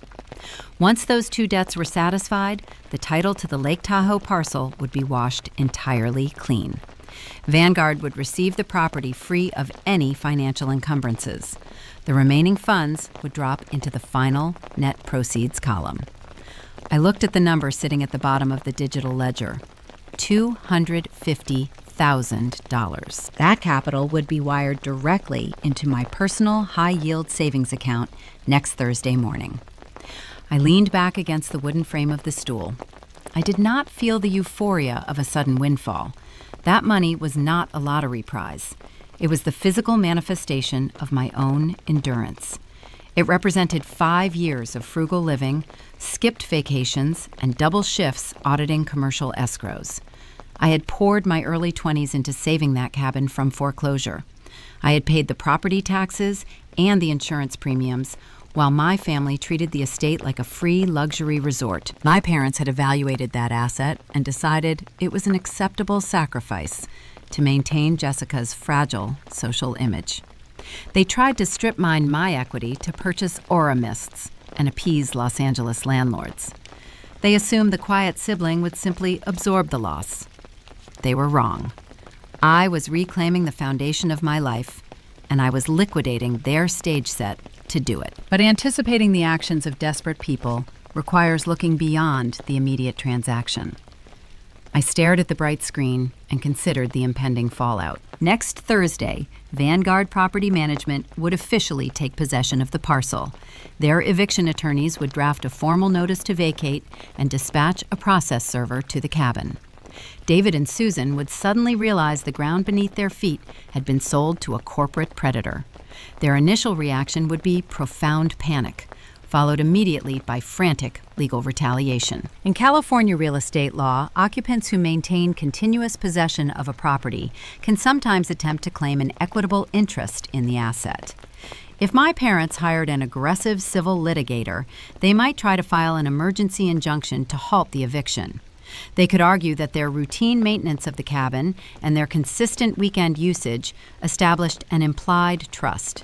It would be a weak, baseless argument, but it could tie the Vanguard legal team up in county court for months. I could not allow them to generate any friction. The transfer of the deed needed to be absolute and incontestable. I needed a preemptive strike to sever any phantom claims they might invent. I minimized the escrow dashboard and opened my corporate legal software. I initiated a new document draft. I began typing a formal petition for quiet title. A quiet title action is a specific lawsuit filed to establish a party's undisputed ownership of a parcel of real property. It is designed to silence any external challenges or perceived clouds on the deed. I populated the plaintiff field with my own legal name. I listed David and Susan Smith as the primary defendants. My fingers moved across the keyboard with practiced rhythm. I drafted the clauses with cold, statutory precision. I stated that the defendants possessed 0 legal standing, 0 financial interest, and 0 equitable rights to the Lake Tahoe estate. I attached the historical tax records proving I was the sole financial provider for the property. I included the original, unblemished warranty deed. I formatted the petition to be filed concurrently with the close of escrow. The moment Vanguard recorded their new ownership with the county clerk, this quiet title action would enter the judicial system. It would legally extinguish any retaliatory claims my parents might attempt to leverage. It would strip them of their final defensive weapon before they even realized they were under attack. I reviewed the drafted petition, checking the margins and the statutory citations. The trap was now meticulously set. It was heavily documented. It was completely impervious to emotional manipulation. I closed the software program. I shut the lid of my laptop. The kitchen plunged back into the dim, ambient light filtering through the window blinds. I felt a deep, structural exhaustion settle into my shoulders. The forensic grind requires a significant toll on the nervous system. Operating in a constant state of hypervigilance drains the body. I needed to sleep. The weekend was approaching, and I needed my mind to remain sharp for the final execution of the contract. I stood up from the stool and pushed it back under the granite overhang. I picked up my empty water glass and placed it in the sink. As I turned to leave the kitchen, a sharp electronic vibration buzzed against the stone counter. My cellular phone illuminated, casting a pale glow across the dark surface. I walked back and picked up the device. The screen displayed a new notification badge. It was not a private message from my mother asking about the tax forms. It was an alert from the messaging application. Susan Smith has added you to the group chat Tahoe Summer Prep. I stared at the notification. My parents had deliberately excluded me from this specific thread just 4 days ago to hide the details of Jessica's half-birthday celebration. They had ignored my existence while eating custom bakery cakes funded by my stolen equity. Reinstating my access now was not an oversight. It was a tactical maneuver. I unlocked the screen and opened the application. A new message bubbled up at the bottom of the conversation thread. The text was sent from my mother's phone. "Hi everyone," the message read. "We are so excited for Jessica's wellness brand launch party at the cabin tomorrow evening. The caterers are arriving at 4. Emma, sweetheart, since you are always so good with logistics, we would love for you to drive up early on Friday to help us set up the folding chairs on the deck. We really need your reliable hands." I read the words twice. The audacity was almost structural in its perfection. They were not merely satisfied with forging my signature and jeopardizing my professional license. They were now summoning me to perform manual labor at the very event my stolen money was financing. They wanted the quiet sibling to arrange the seating so the golden child could comfortably brag to her local influencers. They wanted me to set the stage for their victory lap. I looked at the dark screen of my closed laptop where the Vanguard escrow instructions were securely locked in the digital vault. My parents wanted me to arrange folding chairs on a mahogany deck they legally would not own by next Thursday. They wanted an audience. I tapped the text field at the bottom of the screen. I did not decline the invitation. I did not ask why I was previously excluded. I typed a single word. Yes. I hit send. I locked the phone and walked out of the kitchen. I was going to attend the brand launch party. I was going to arrange their folding chairs. I was going to stand on that deck and watch them perform their perfect lives, knowing that the corporate buyer was already sharpening the eviction notices. Friday morning arrived with a thick layer of marine fog pressing against the windows of my apartment. The sun was a pale gray disk hidden behind the low clouds. I stood in my kitchen drinking a cup of black coffee. My cellular phone rested on the granite counter. It had been vibrating in short, erratic bursts since 6 in the morning. The Tahoe Summer Prep group chat was highly active. My parents and my sister were awake and orchestrating the final details of their grand illusion. I did not open the application immediately. I let the notifications accumulate. I finished my coffee, rinsed the ceramic mug in the stainless steel sink, and placed it on the drying rack. I picked up the device and unlocked the screen. The thread contained 14 new messages. Jessica was frantic. She was typing long, disjointed paragraphs complaining about the catering company missing their delivery window and the floral arrangements lacking the correct holistic aesthetic. Susan replied with endless streams of reassuring emojis. My mother promised that everything would be perfect for the brand launch. Then a new text appeared from David. He tagged my name directly. He instructed me to arrive at the cabin no later than 3 in the afternoon.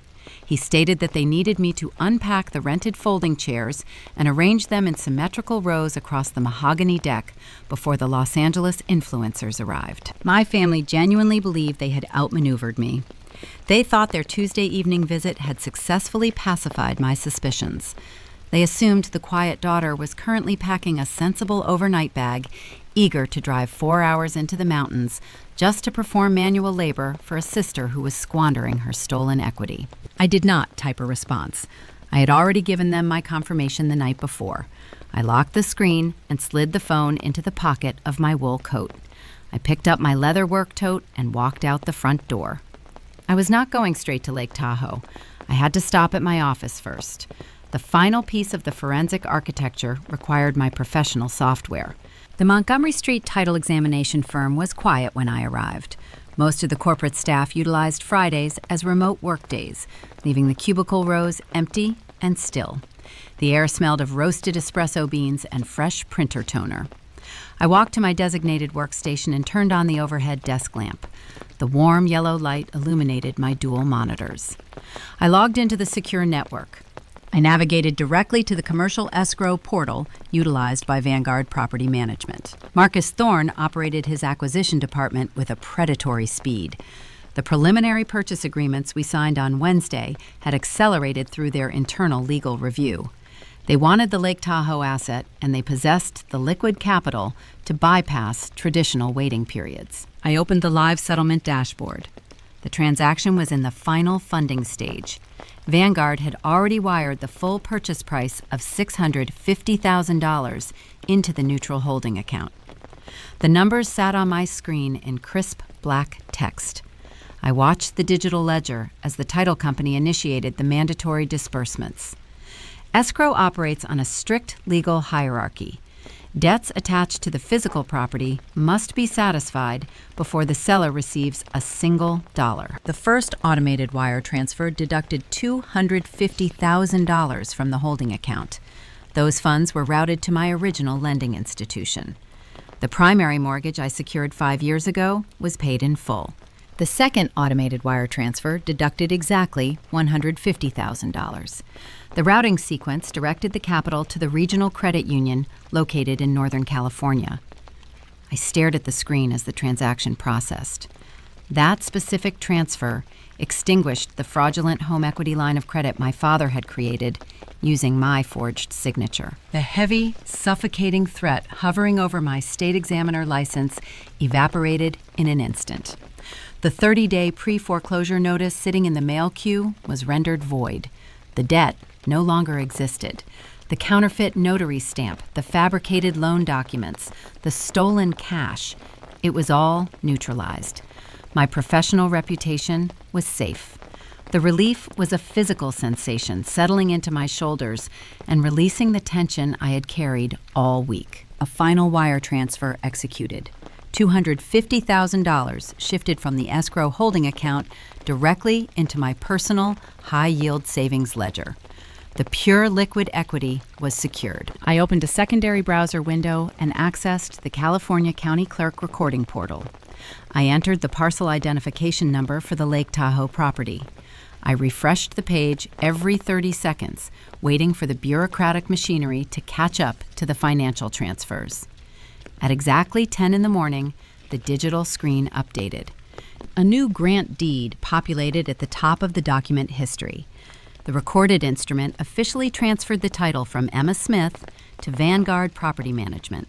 The corporate entity was now the sole legal owner of the half-acre lot, the classic A-frame structure, the custom outdoor kitchen, and the sprawling mahogany deck. I opened the bottom drawer of my glass desk. I retrieved the heavy black legal binder containing the forensic evidence of my parents' crimes. I placed it on the desktop and opened the metal rings.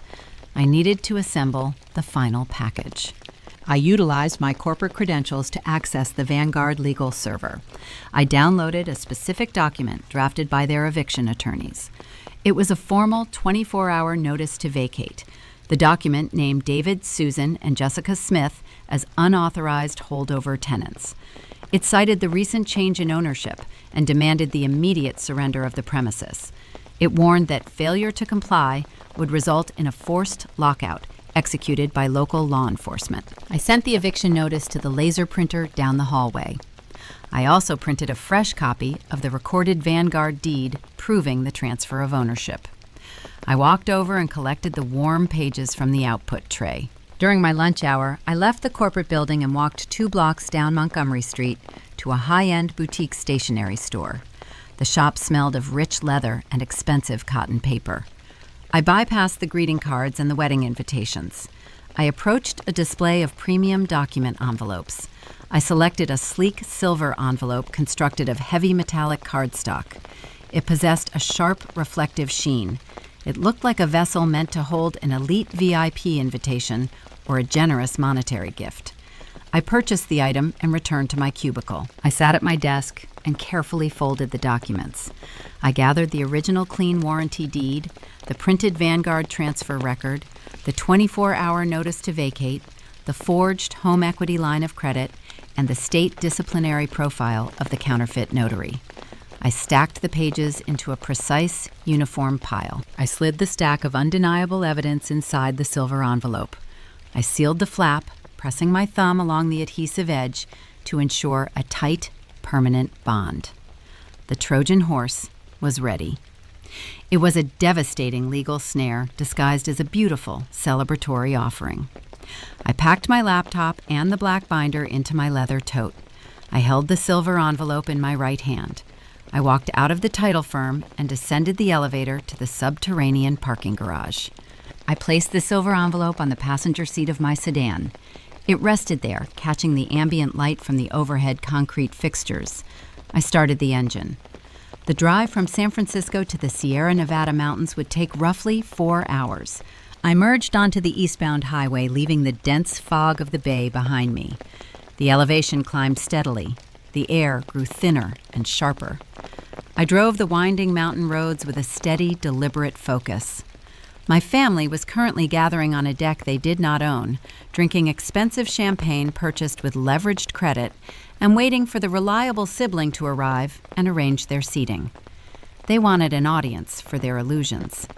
I was bringing them a mirror. The highway transitioned from flat valley pavement to steep mountain inclines as the sun dipped below the jagged peaks of the Sierra Nevadas.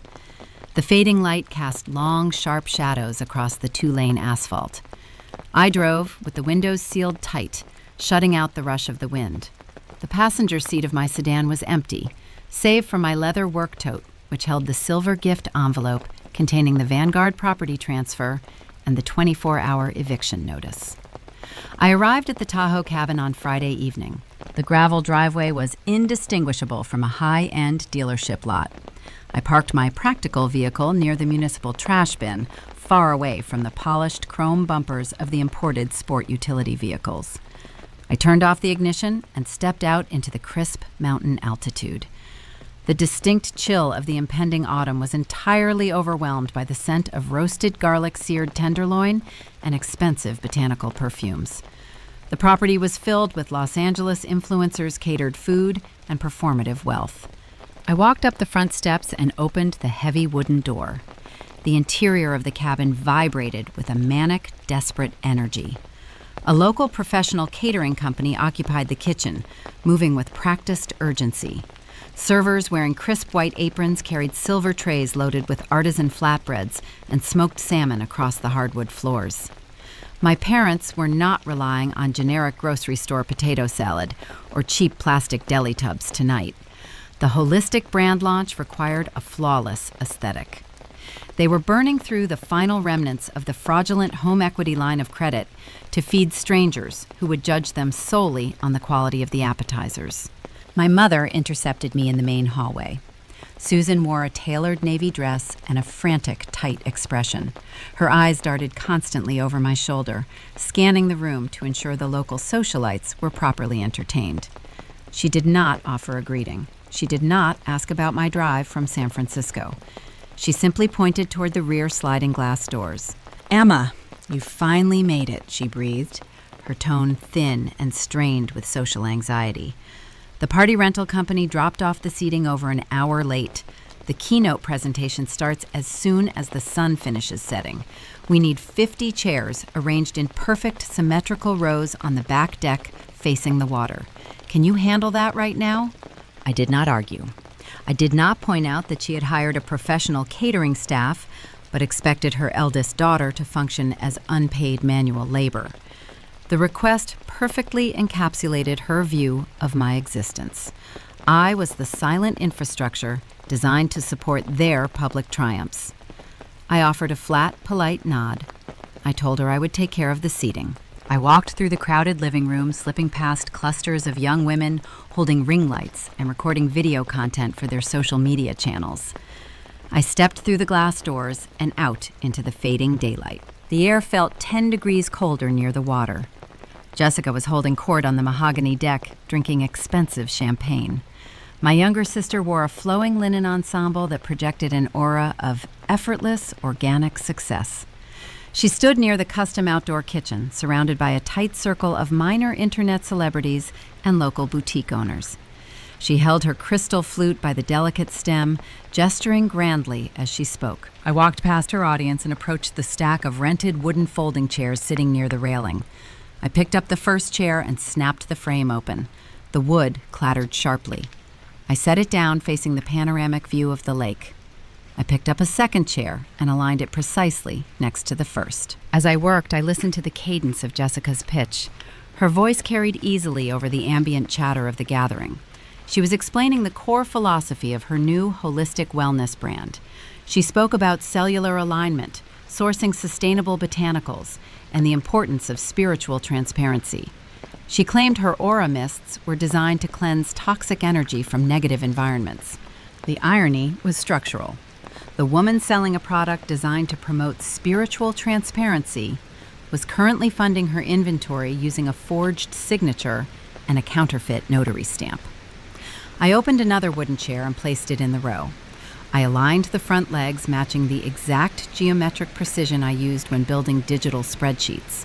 It is just so validating to see the community embrace this vision, Jessica announced, taking a delicate sip of her champagne. When my silent investors provided the initial seed funding, I knew the universe was aligning to support this journey. We are going to change how people interact with their own energy. The local influencers nodded in unison, murmuring their approval. A woman holding a digital camera stepped closer to Jessica, asking about the specific ingredients in the initial product launch. Jessica reached up with her left hand to push a strand of hair behind her ear. The movement caused the sleeve of her linen blouse to slide down her forearm, exposing her wrist. The ambient noise of the party faded into a dull, static hum. I stopped moving. My hands rested on the top edge of a folded cedar chair. I stared at my sister's left wrist. Fastened around her arm, catching the amber glow of the patio string lights, was a highly specific piece of jewelry. It featured a worn, authentic leather band and a distinct brass casing. The dial displayed faded Roman numerals underneath a scratch-resistant crystal face. It was not a generic luxury item purchased from a department store. Emma notices Jessica is wearing Emma's custom vintage watch, a valuable piece Emma accidentally left at the cabin last summer. The breath in my lungs went entirely still. The watch was a gift I had purchased for myself after passing my state title examiner certification exams. I had spent months hunting for that specific vintage model in antique shops across the city. During a brief weekend visit to the Tahoe property last July, I had taken it off to wash dishes and inadvertently left it sitting on the bathroom vanity. When I called my mother the following week to ask if she had found it, Susan claimed the cleaning service must have swept it away by mistake. The cleaning service had not swept it away. My parents had found the watch. Instead of returning it to the daughter who earned it, they handed it to the daughter who demanded constant validation. I watched the brass casing gleam as Jessica gestured with her champagne flute.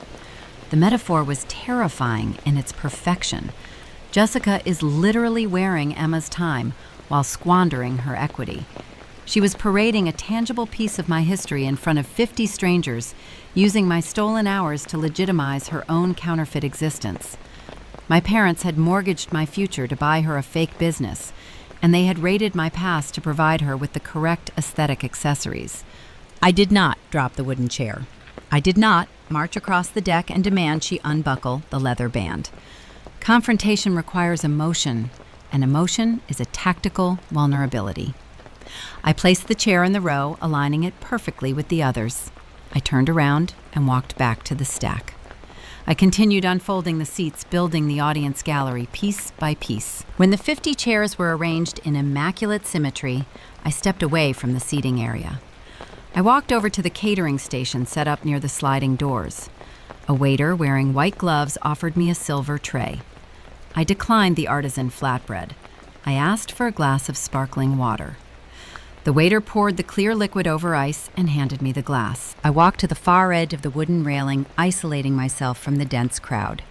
I looked down at the dark water lapping against the shoreline.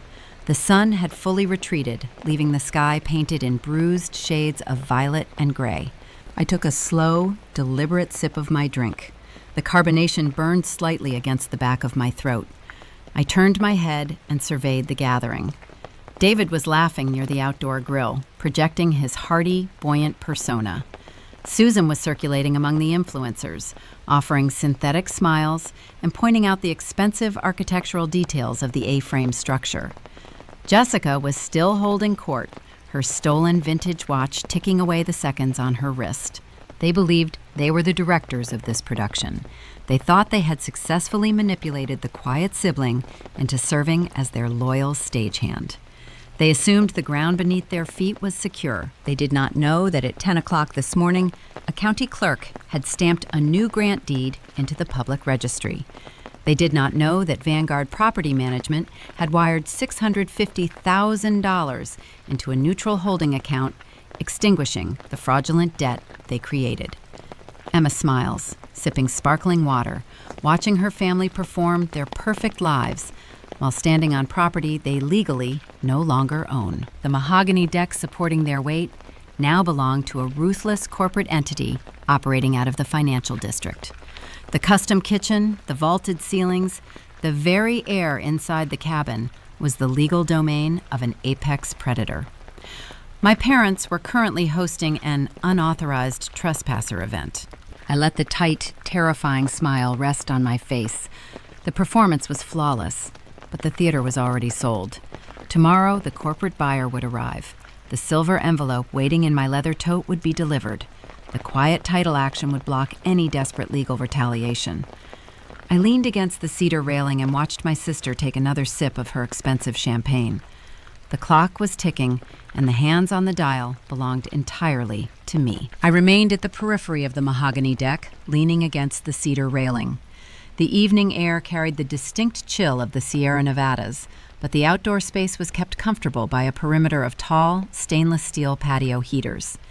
The amber glow from the heating elements cast long, flickering shadows across the faces of the gathered influencers and local socialites. The catering staff moved silently through the crowd, retrieving empty crystal flutes and offering silver trays loaded with dessert canapes. The low hum of the gathering began to consolidate. Conversations tapered off as my father positioned himself at the structural center of the deck. David commanded the space with effortless, practiced authority. He stood next to the custom outdoor kitchen, holding a fresh glass of expensive bourbon. He wore his crisp linen shirt and a confident, expansive smile. He tapped the side of his heavy crystal glass with a silver cocktail spoon. The sharp, metallic chime cut through the ambient noise, demanding absolute silence. 40 guests turned their attention toward him. The influencers lowered their recording devices. The wealthy businessmen paused their networking. The theater was perfectly primed. David cleared his throat, projecting his hearty, resonant voice across the waterfront property. "Thank you all for joining us tonight," he began, sweeping his gaze over the assembled crowd. "Susan and I are so incredibly thrilled to welcome you to our family lake house. This cabin has always been a sanctuary for us.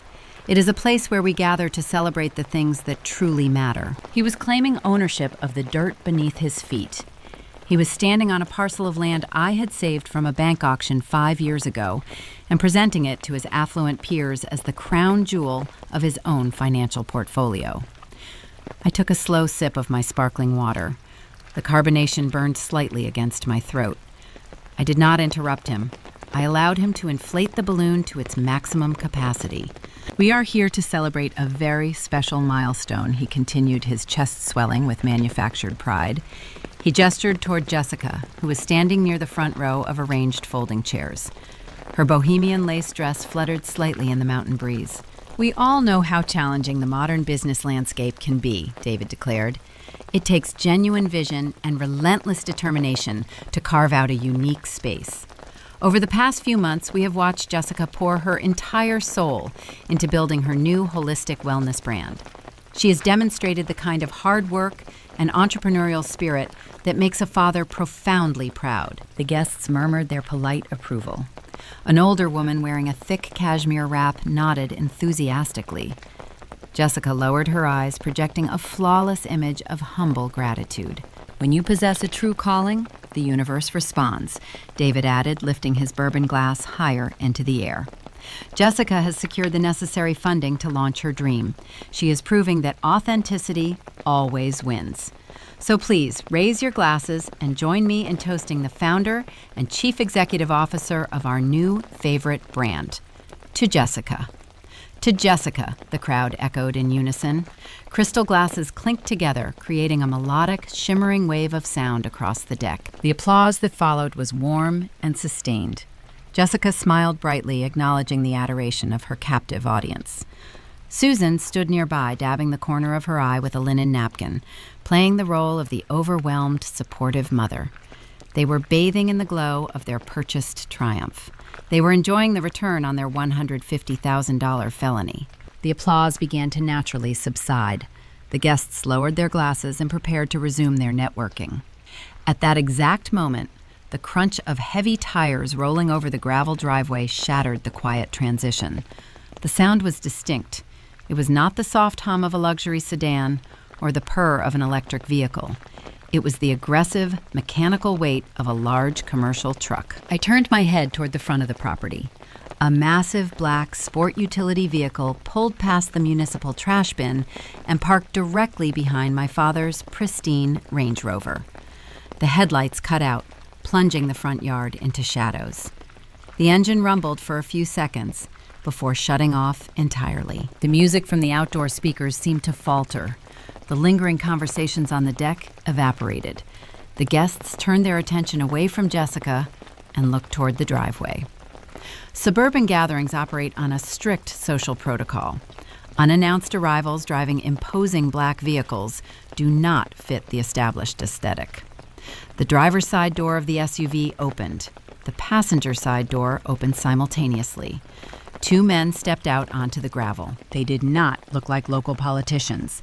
They did not look like spiritual wellness investors. They wore sharp, identical charcoal gray suits. Their posture was rigid and professional. They moved with the synchronized, predatory efficiency of individuals who executed hostile acquisitions for a living. They were representatives from Vanguard Property Management. The taller man held a thick black clipboard resting against his hip. The second man carried a heavy-duty steel lockbox. They did not hesitate at the edge of the lawn. They walked with deliberate, heavy strides up the wooden stairs and onto the main deck. The crowd parted instinctively, clearing a path for the intruders.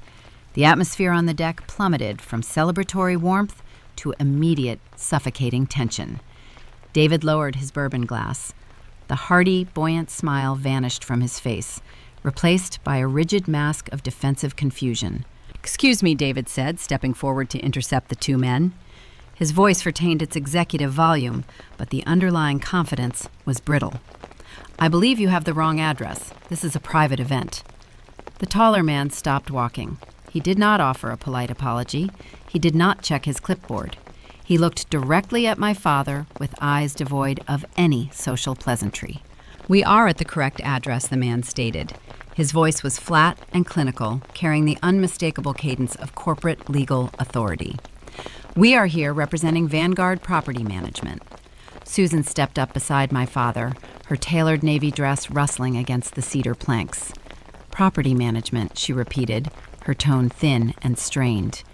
"We do not use a management company. We own this house." The Vanguard representative did not argue with her. He simply raised his clipboard and scanned the crowd. He was looking for the individual who possessed the actual legal standing to authorize their presence. He found me standing near the railing. I set my glass of sparkling water on a nearby cocktail table. I picked up my leather work tote. I unzipped the main compartment and reached inside. My fingers brushed against the smooth, heavy cardstock of the silver gift envelope. I pulled it out. The silver surface caught the amber light of the patio heaters, flashing brightly in the dim evening. I stepped away from the railing. I walked slowly through the center of the parted crowd. My low heels clicked softly against the mahogany deck. The silence was absolute. 50 strangers watched me move toward the center of the conflict. Jessica was staring at me, her mouth slightly open, the stolen vintage watch gleaming on her left wrist. I stopped 2 feet in front of my father. David looked at me, his eyes wide and searching. He was trying to comprehend the sudden structural shift in his reality. He looked at the silver envelope in my hands. He looked at the 2 corporate agents standing rigid behind me. "Emma," he whispered, his voice lacking any executive resonance. "What is going on?" I did not raise my voice. I did not scream. I did not demand a tearful apology for the forged signature or the counterfeit notary stamp. Noise is the enemy of accuracy. I spoke clearly, ensuring my words carried the precise legal weight required to dismantle his empire. "I am afraid you are mistaken about the ownership of this property, Dad," I said. I held the silver envelope out toward him. He stared at it without moving his hands. He was paralyzed by the sudden, terrifying realization that the trapdoor he built had finally opened. I pushed the envelope forward until the stiff edge brushed against the linen fabric of his shirt. He reflexively took it, holding it as if it were a live explosive. "Inside that envelope, you will find a copy of a recorded grant deed," I announced, my voice steady and cold. I filed it with the county clerk at 10 o'clock this morning. I also included the documentation regarding the fraudulent $150,000 secondary lien you attempted to attach to my title. David stopped breathing. The blood drained from his face, leaving a sickly, ashen gray pallor behind. Susan let out a sharp, strangled gasp, pressing her hand against her mouth. I turned slightly, ensuring my voice carried across the silent deck, so every influencer and wealthy socialite could hear the final ruling. The fraudulent debt has been extinguished through the sale of the asset I declared.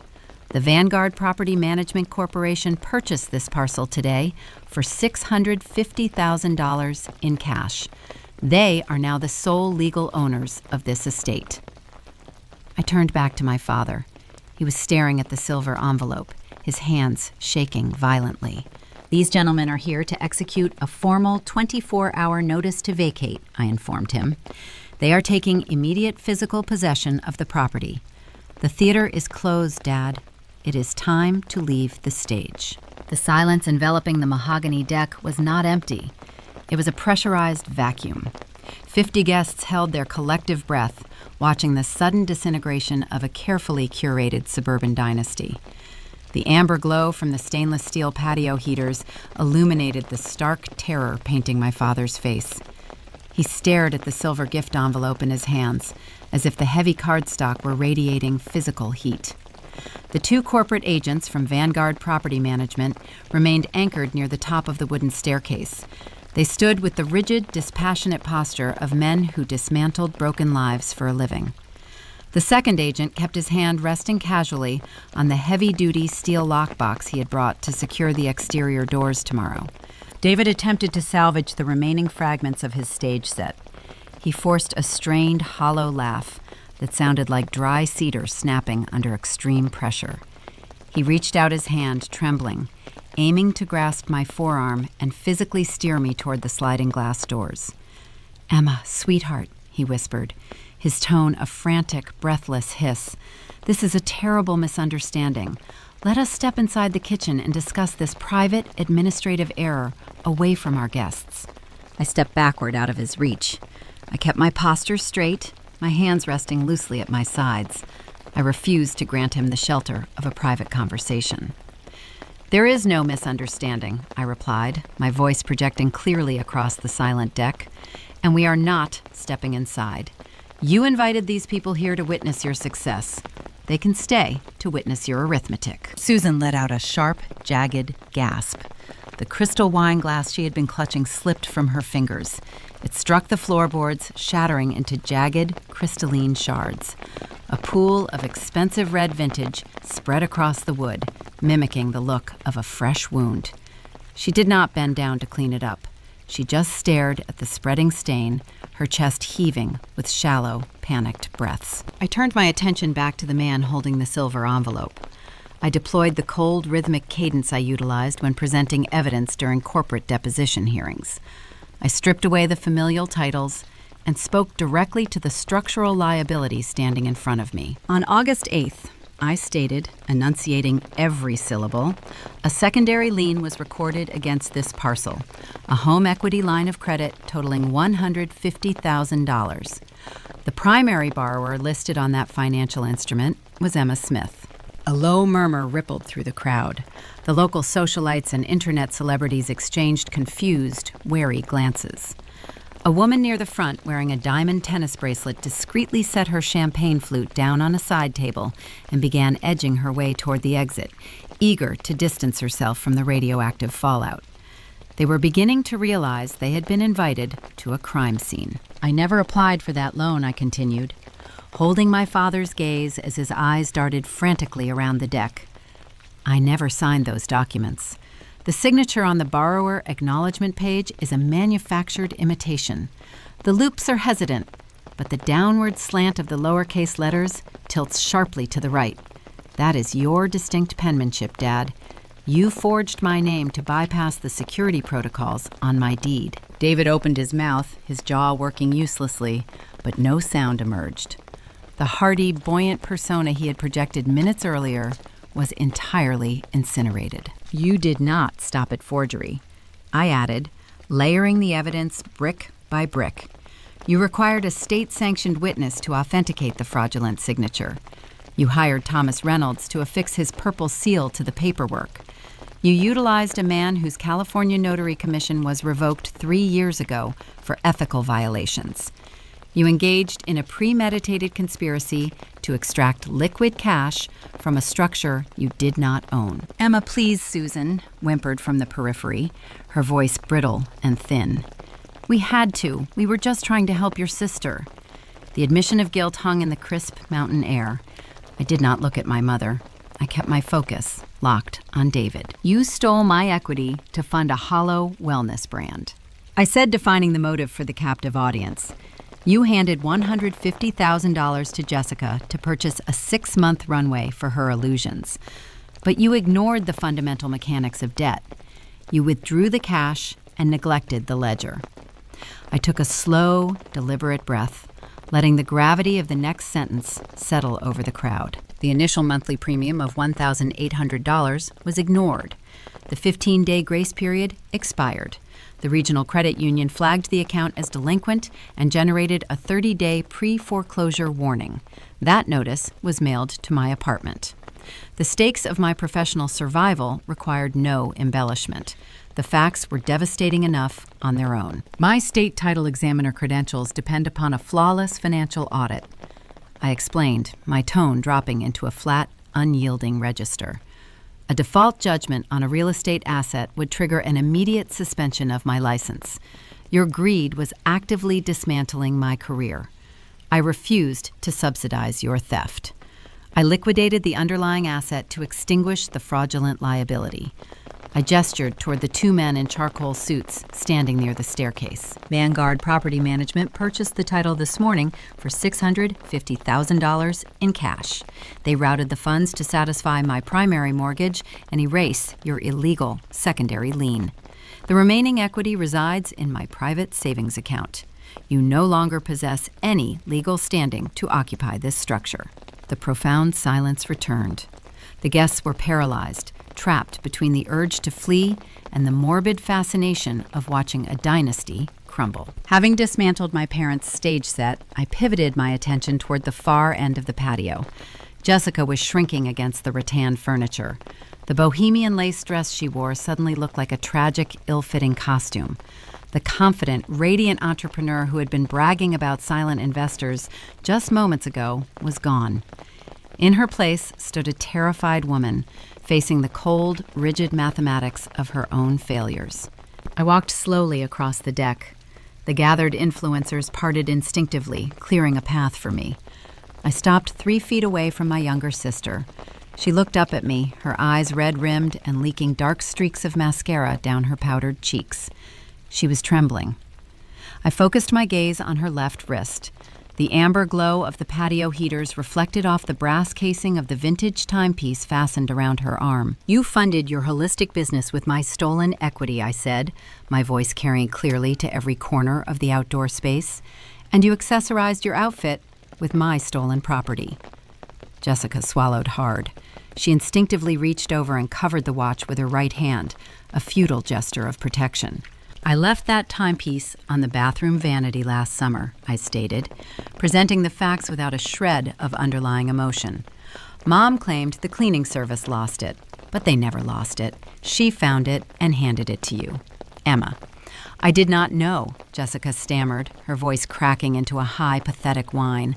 I swear, Mom just gave it to me. She said it was a gift. Ignorance does not negate possession, I replied, unmoved by her synthetic tears. Unbuckle the leather band. Jessica froze, her eyes darting toward the minor internet celebrities she had spent the entire evening trying to impress. They were watching her with expressions of profound revulsion. The spiritual transparency she had preached was exposed as a hollow criminal fraud. Unbuckle the band, I repeated, my tone hardening into an unbreakable statutory command. Hand me the timepiece right now, or my next conversation will be with the local sheriff regarding the possession of stolen goods. The threat of law enforcement shattered her final defensive barrier. Jessica let out a jagged, humiliated sob. Her trembling fingers fumbled with the small brass buckle. She struggled to release the mechanism, her lack of coordination betraying her deep foundational panic. The leather strap finally slipped free. She held the watch out toward me. Her hand was shaking so badly the metal casing rattled against the buckle. I reached out and plucked the item from her palm. The brass was warm from her body heat. I inspected the scratch-resistant crystal face, ensuring no damage had been done to the dial, before sliding the piece safely into the pocket of my wool coat. I did not feel a rush of vindictive triumph. I felt a profound structural relief. The architectural integrity of my life had been restored. The parasite had been surgically removed from the host. I turned my back on my weeping sister and looked at the crowd. The party was unequivocally dead. The performative wealth, the catered food, the expensive champagne, it all meant nothing when standing on stolen ground. The taller Vanguard agent stepped forward, his leather shoes thudding against the cedar planks. He raised his clipboard. David and Susan Smith, the agent, announced, his voice devoid of any human sympathy. You are hereby served with a formal 24-hour notice to vacate. You have until tomorrow evening to remove your personal belongings from the premises. Any items left behind will be considered abandoned property and discarded. If you refuse to surrender the keys, we will coordinate a forced lockout with county law enforcement. He detached a carbon copy of the eviction order from his clipboard and handed it to my father. David took the paper blindly, his spirit entirely broken. He looked down at the blue ink spelling out his immediate future. He had spent his entire adult life leveraging other people's stability to maintain his own comfort, and he had finally run out of runway. The illusion was over. The theater was closed. It is a Tuesday morning in late October. Exactly 2 months have passed since the Vanguard property management agents secured the perimeter of the Lake Tahoe cabin. I am sitting at the kitchen island in my San Francisco apartment. The early coastal sunlight streams through the eastern window. It spills across the bare hardwood floor, warming the room. The space is entirely silent. It is not the heavy waiting silence of a corporate law firm after midnight. It is not the suffocating, terrified silence of a mahogany deck right after a public eviction. It is the clean, breathable silence of a life that belongs entirely to me. I hold a ceramic mug filled with dark roast coffee. The steam rises in a slow, steady column. I reach down and touch my left wrist. Resting against my skin is the vintage brass timepiece. The metal is warm from my body heat. The worn, authentic leather band feels familiar beneath my fingertips. I trace the scratch-resistant crystal face, ensuring the dial remains unblemished. The second hand ticks forward in a continuous rhythmic sweep. The watch does not look like a costume accessory anymore. It looks like an anchor. It feels exactly the way it was always intended to feel. I set the coffee mug down on a stone coaster. The ceramic clicks softly against the surface. Outside my window, the city is waking up. The municipal buses rumble along the avenues. The morning commuters march toward the financial district. They are navigating their own pressures and their own obligations. For the first time in my adult life, my obligations extend only to myself. I am no longer the designated shock absorber for a family that viewed my stability as an infinite natural resource. I am no longer the silent infrastructure required to support a collapsing suburban dynasty. I open the lid of my laptop. The screen wakes from its dormant state, casting a crisp blue light across the granite counter. I navigate to my personal banking portal. I enter my encrypted credentials and bypass the two-factor authentication prompt. The digital dashboard loads instantly. The numbers populate in stark black text. The high-yield savings ledger displays an available balance of $250,000. The digits sit there, secure and uncontested. This capital did not arrive as a sudden windfall. It is not the result of a lucky speculative investment or a generous lottery prize. It is the physical manifestation of my own endurance. It represents 5 years of frugal living, skipped vacations, and double shifts clearing commercial titles. I poured my early 20s into saving that mountain cabin from a bank auction. I paid the annual property taxes and the insurance premiums, while my family treated the estate like a free luxury resort. My parents evaluated that asset and decided it was an acceptable sacrifice to maintain Jessica's fragile social image. They tried to strip mine my equity to purchase aura mists and appease Los Angeles landlords. They assumed the quiet sibling would simply absorb the loss. They were wrong. I reclaimed the foundation of my life, and I liquidated their stage set to do it. The $250,000 serves as an impenetrable wall. It is liquid capital, shielded from any external claims or unauthorized withdrawals. It guarantees that I will never need to rely on anyone else for my survival. I lean back against the wooden frame of the elevated stool. I look around the sunlit room. The family dynamic is permanently severed. There are no more mandatory Labor Day gatherings featuring store-bought potato salad presented as homemade maternal care. There are no more holiday dinners where I am expected to sit quietly while Jessica pitches another doomed boutique business. There are no more frantic preemptive visits involving cheap grocery store cupcakes designed to trick me into signing away my legal leverage. The separation is final. Some people might view this total estrangement as a tragedy. Society places a heavy burden on the concept of blood relations. We are conditioned to believe that we must forgive every transgression simply because we share a genetic lineage. We are taught that walking away from a parent or a sibling is the ultimate failure of compassion. But true compassion must begin with self-preservation. I have come to realize a very simple, unyielding truth. Loyalty should not require you to set yourself on fire to keep someone else warm. My parents demanded that I immolate my own financial future to provide a temporary heat source for my sister. They wanted me to surrender my credit score, my professional license, and my hard-earned equity so Jessica could continue living inside a comfortable hallucination. When I refused to provide the match, they attempted to strike it themselves. They forged my signature. They engaged in state-level mortgage fraud. They jeopardized my career. They committed all of these desperate, destructive acts under the banner of family unity. But a family united by fraud is nothing more than a criminal syndicate sharing a surname. I do not harbor any lingering hatred toward them. Hatred requires an ongoing emotional investment, and I have closed their account. I feel a profound, enduring apathy. They are currently living the exact lives they engineered.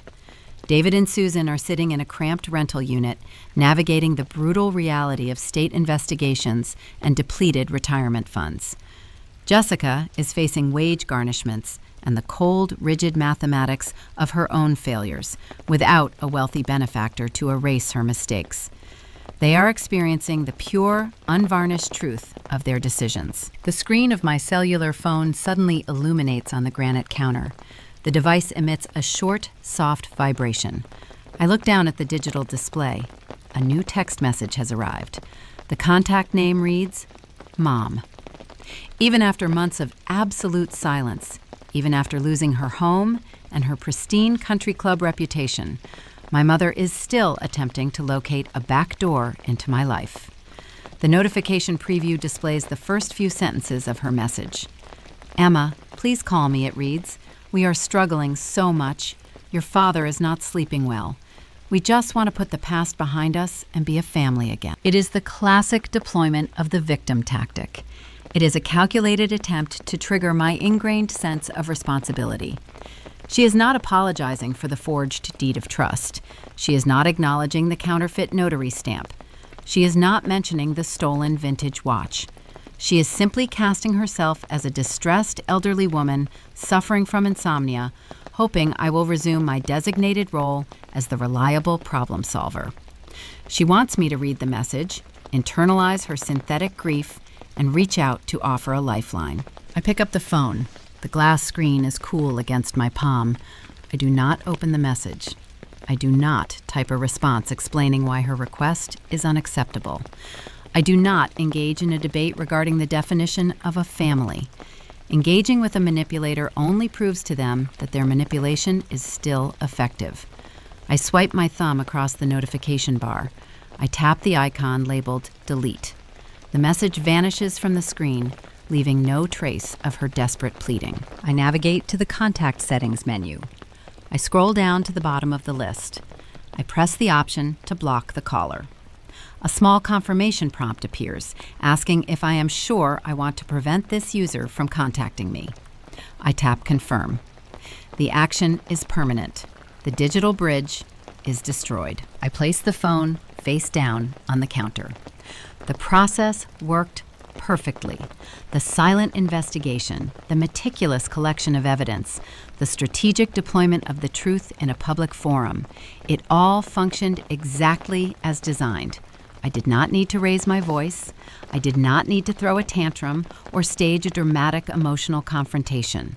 I simply gathered the receipts and allowed the numbers to speak on my behalf. I step away from the past and turn my attention back to the present. I pull my laptop closer. The screen glows brightly, displaying my current corporate client roster and the intricate financial spreadsheets waiting to be audited. I place my fingers on the keyboard and begin to type. The quiet sibling won by stepping out of the way and letting the loud ones dig their own graves. I relied on cold facts instead of forced emotions.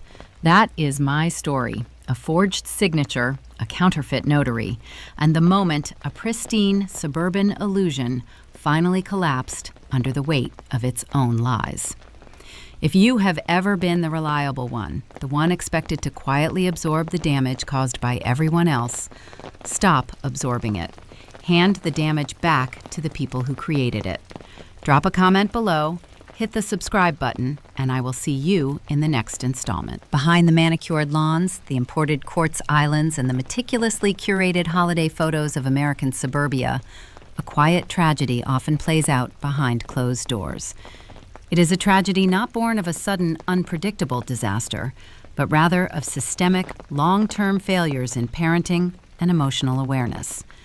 In the story of Emma Smith, a senior commercial title examiner, we bear witness to the devastating consequences of a family dynamic built entirely on transactional affection and performative love.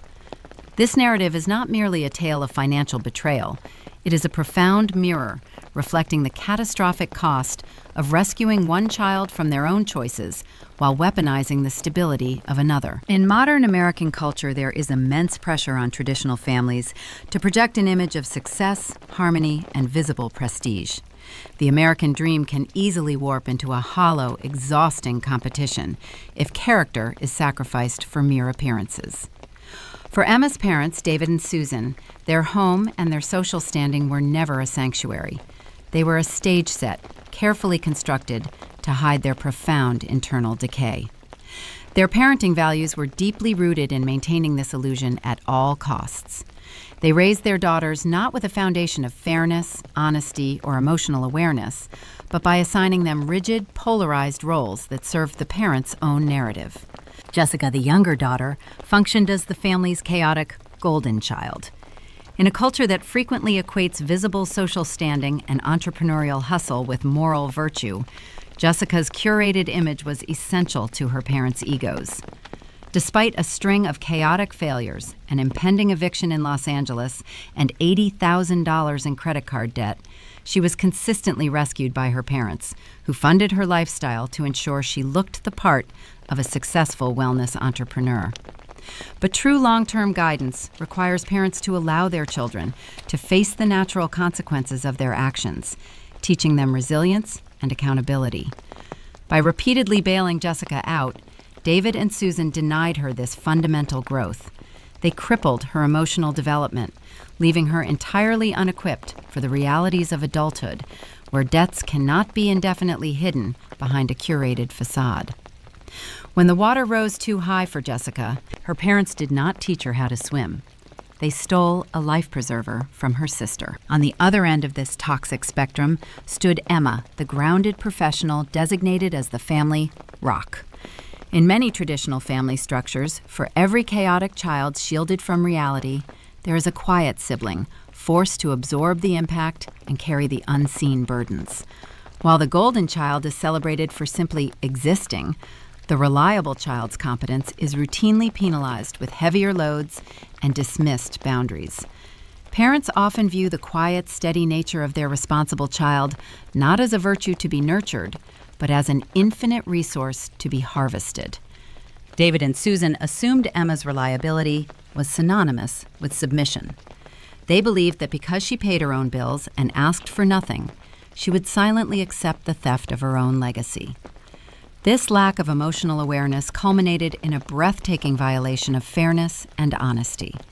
David and Susan forged Emma's signature and utilized a counterfeit notary stamp to extract a $150,000 home equity line of credit against a Tahoe cabin Emma had purchased for $420,000 5 years prior to save them from bankruptcy. They stole her financial security to buy Jessica a 6-month runway to pretend she was a thriving business owner. They even handed Jessica Emma's stolen custom vintage watch, treating Emma's history and future as an expendable slush fund. This act reveals a chilling failure to see their children as independent individuals with equal rights to respect and security. They forgot that true family responsibility is not about hiding the stakes. It is about guiding children through them with integrity.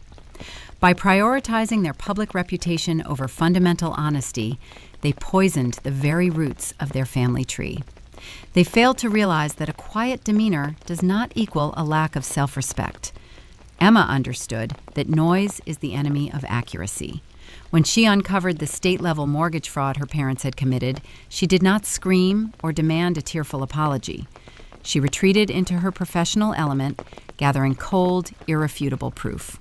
She built a forensic timeline, relying on documentation rather than emotion, to secure systemic justice.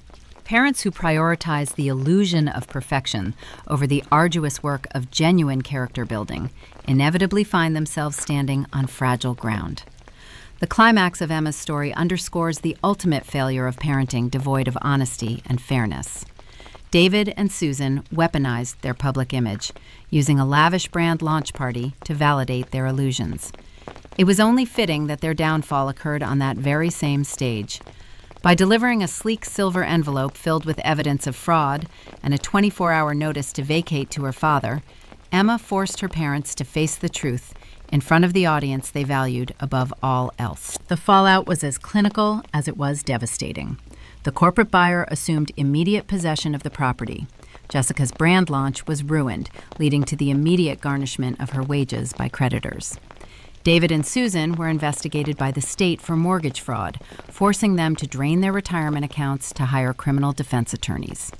The math of their bad choices simply added up, and she allowed gravity to do its job. Ultimately, raising children within a traditional family structure must be anchored in truth.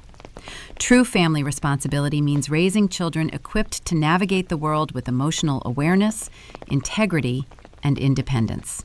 A family united by fraud is nothing more than a criminal syndicate, sharing a surname, bound together by mutual liabilities, rather than genuine love. The resolution of Emma's story provides a powerful, unflinching lesson in emotional survival and boundary setting. Sitting in her sunlit apartment in San Francisco, wearing her vintage watch, Emma reflects on a profound, unyielding truth. Loyalty should not require you to set yourself on fire to keep someone else warm. Society often places a heavy burden on blood relations, demanding perpetual forgiveness regardless of the transgression. But true compassion must begin with self-preservation. The quiet sibling won not through malice, but by simply letting the loud ones dig their own graves, relying on cold facts instead of forced emotions. If this story resonates with you, if you have ever been the reliable one, expected to quietly absorb the damage caused by everyone else, take this as your sign to stop. Hand the damage back to the people who created it.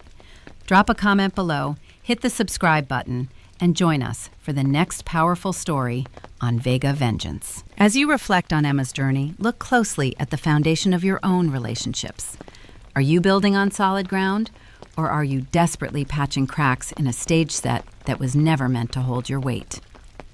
Sometimes the most profound act of love you can offer yourself is to simply stop holding up the walls for people who refuse to learn how to build.